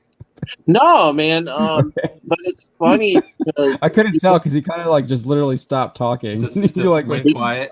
because it's funny though. He dipped out this morning before I headed over to DC because I think he just like got really freaked out about going there or something. So he just was like man, I'm just gonna metro over to Reagan and fly back to Cleveland. I'm like, all right, I'll see you, bro. And really? he dipped, yeah, and so I rolled in solo in that whole thing. I didn't know what to expect, but like I said, it turned out to be like just an awesome thing to cover while I was there. It's definitely a historical event. I don't think anybody. Yeah, right. That. Yeah. All right. Well, we will have articles up tomorrow. Spencer is definitely going to be working on that Always. introduction to anime list for Korean. That's a great idea. We appreciate that. So we're definitely Thanks for going to that. get that up. Zachariah, you're joining us as we're closing out. But thank you for joining us. I think I don't know what else we got. I know Don, you're working on a video as well still, I think. Yeah, I was working on it while we're streaming, so that's one. Oh, sweet. Connection's really broken. I obviously I've been doing videos every day. I'm not sure what I'm going to do. I do obviously cover a lot of Star Wars videos. So chances are that'll be a Star Wars video because Star Wars is hot right now. There's a lot coming out. So we might have a Star Wars video probably tomorrow, and it might be something different. We'll see. We'll see what happens. But expect a video tomorrow as well. And then you said WandaVision is Friday. Yeah. So we'll have we'll probably do WandaVision 7:00 live stream reaction like we did with Mando for that. And then again, we'll be back here next Wednesday. And then we're usually putting up 12? I think we're putting up around 12 a day. I aim to write 7 to 8 a day now. So check out the website. Yeah, always. Yeah. We've always got Lots something of stuff going up on. there. And we try to put up a variety of stuff. We even do fun January Jones Instagram stories. People question, why is it news? And I'm Why is just this? like, Yeah, because we wrote about it. That's why. I thought it was interesting. It's I love January that Jones. response, Yeah, it's January Jones. She's Emma Frost. First class. All right. Thanks, guys. Have a great night. And we will see you next Wednesday for Bounding Live. And again, Friday for our reaction and discussion on WandaVision. Good night, Have a folks. great night. Take Take care. it easy.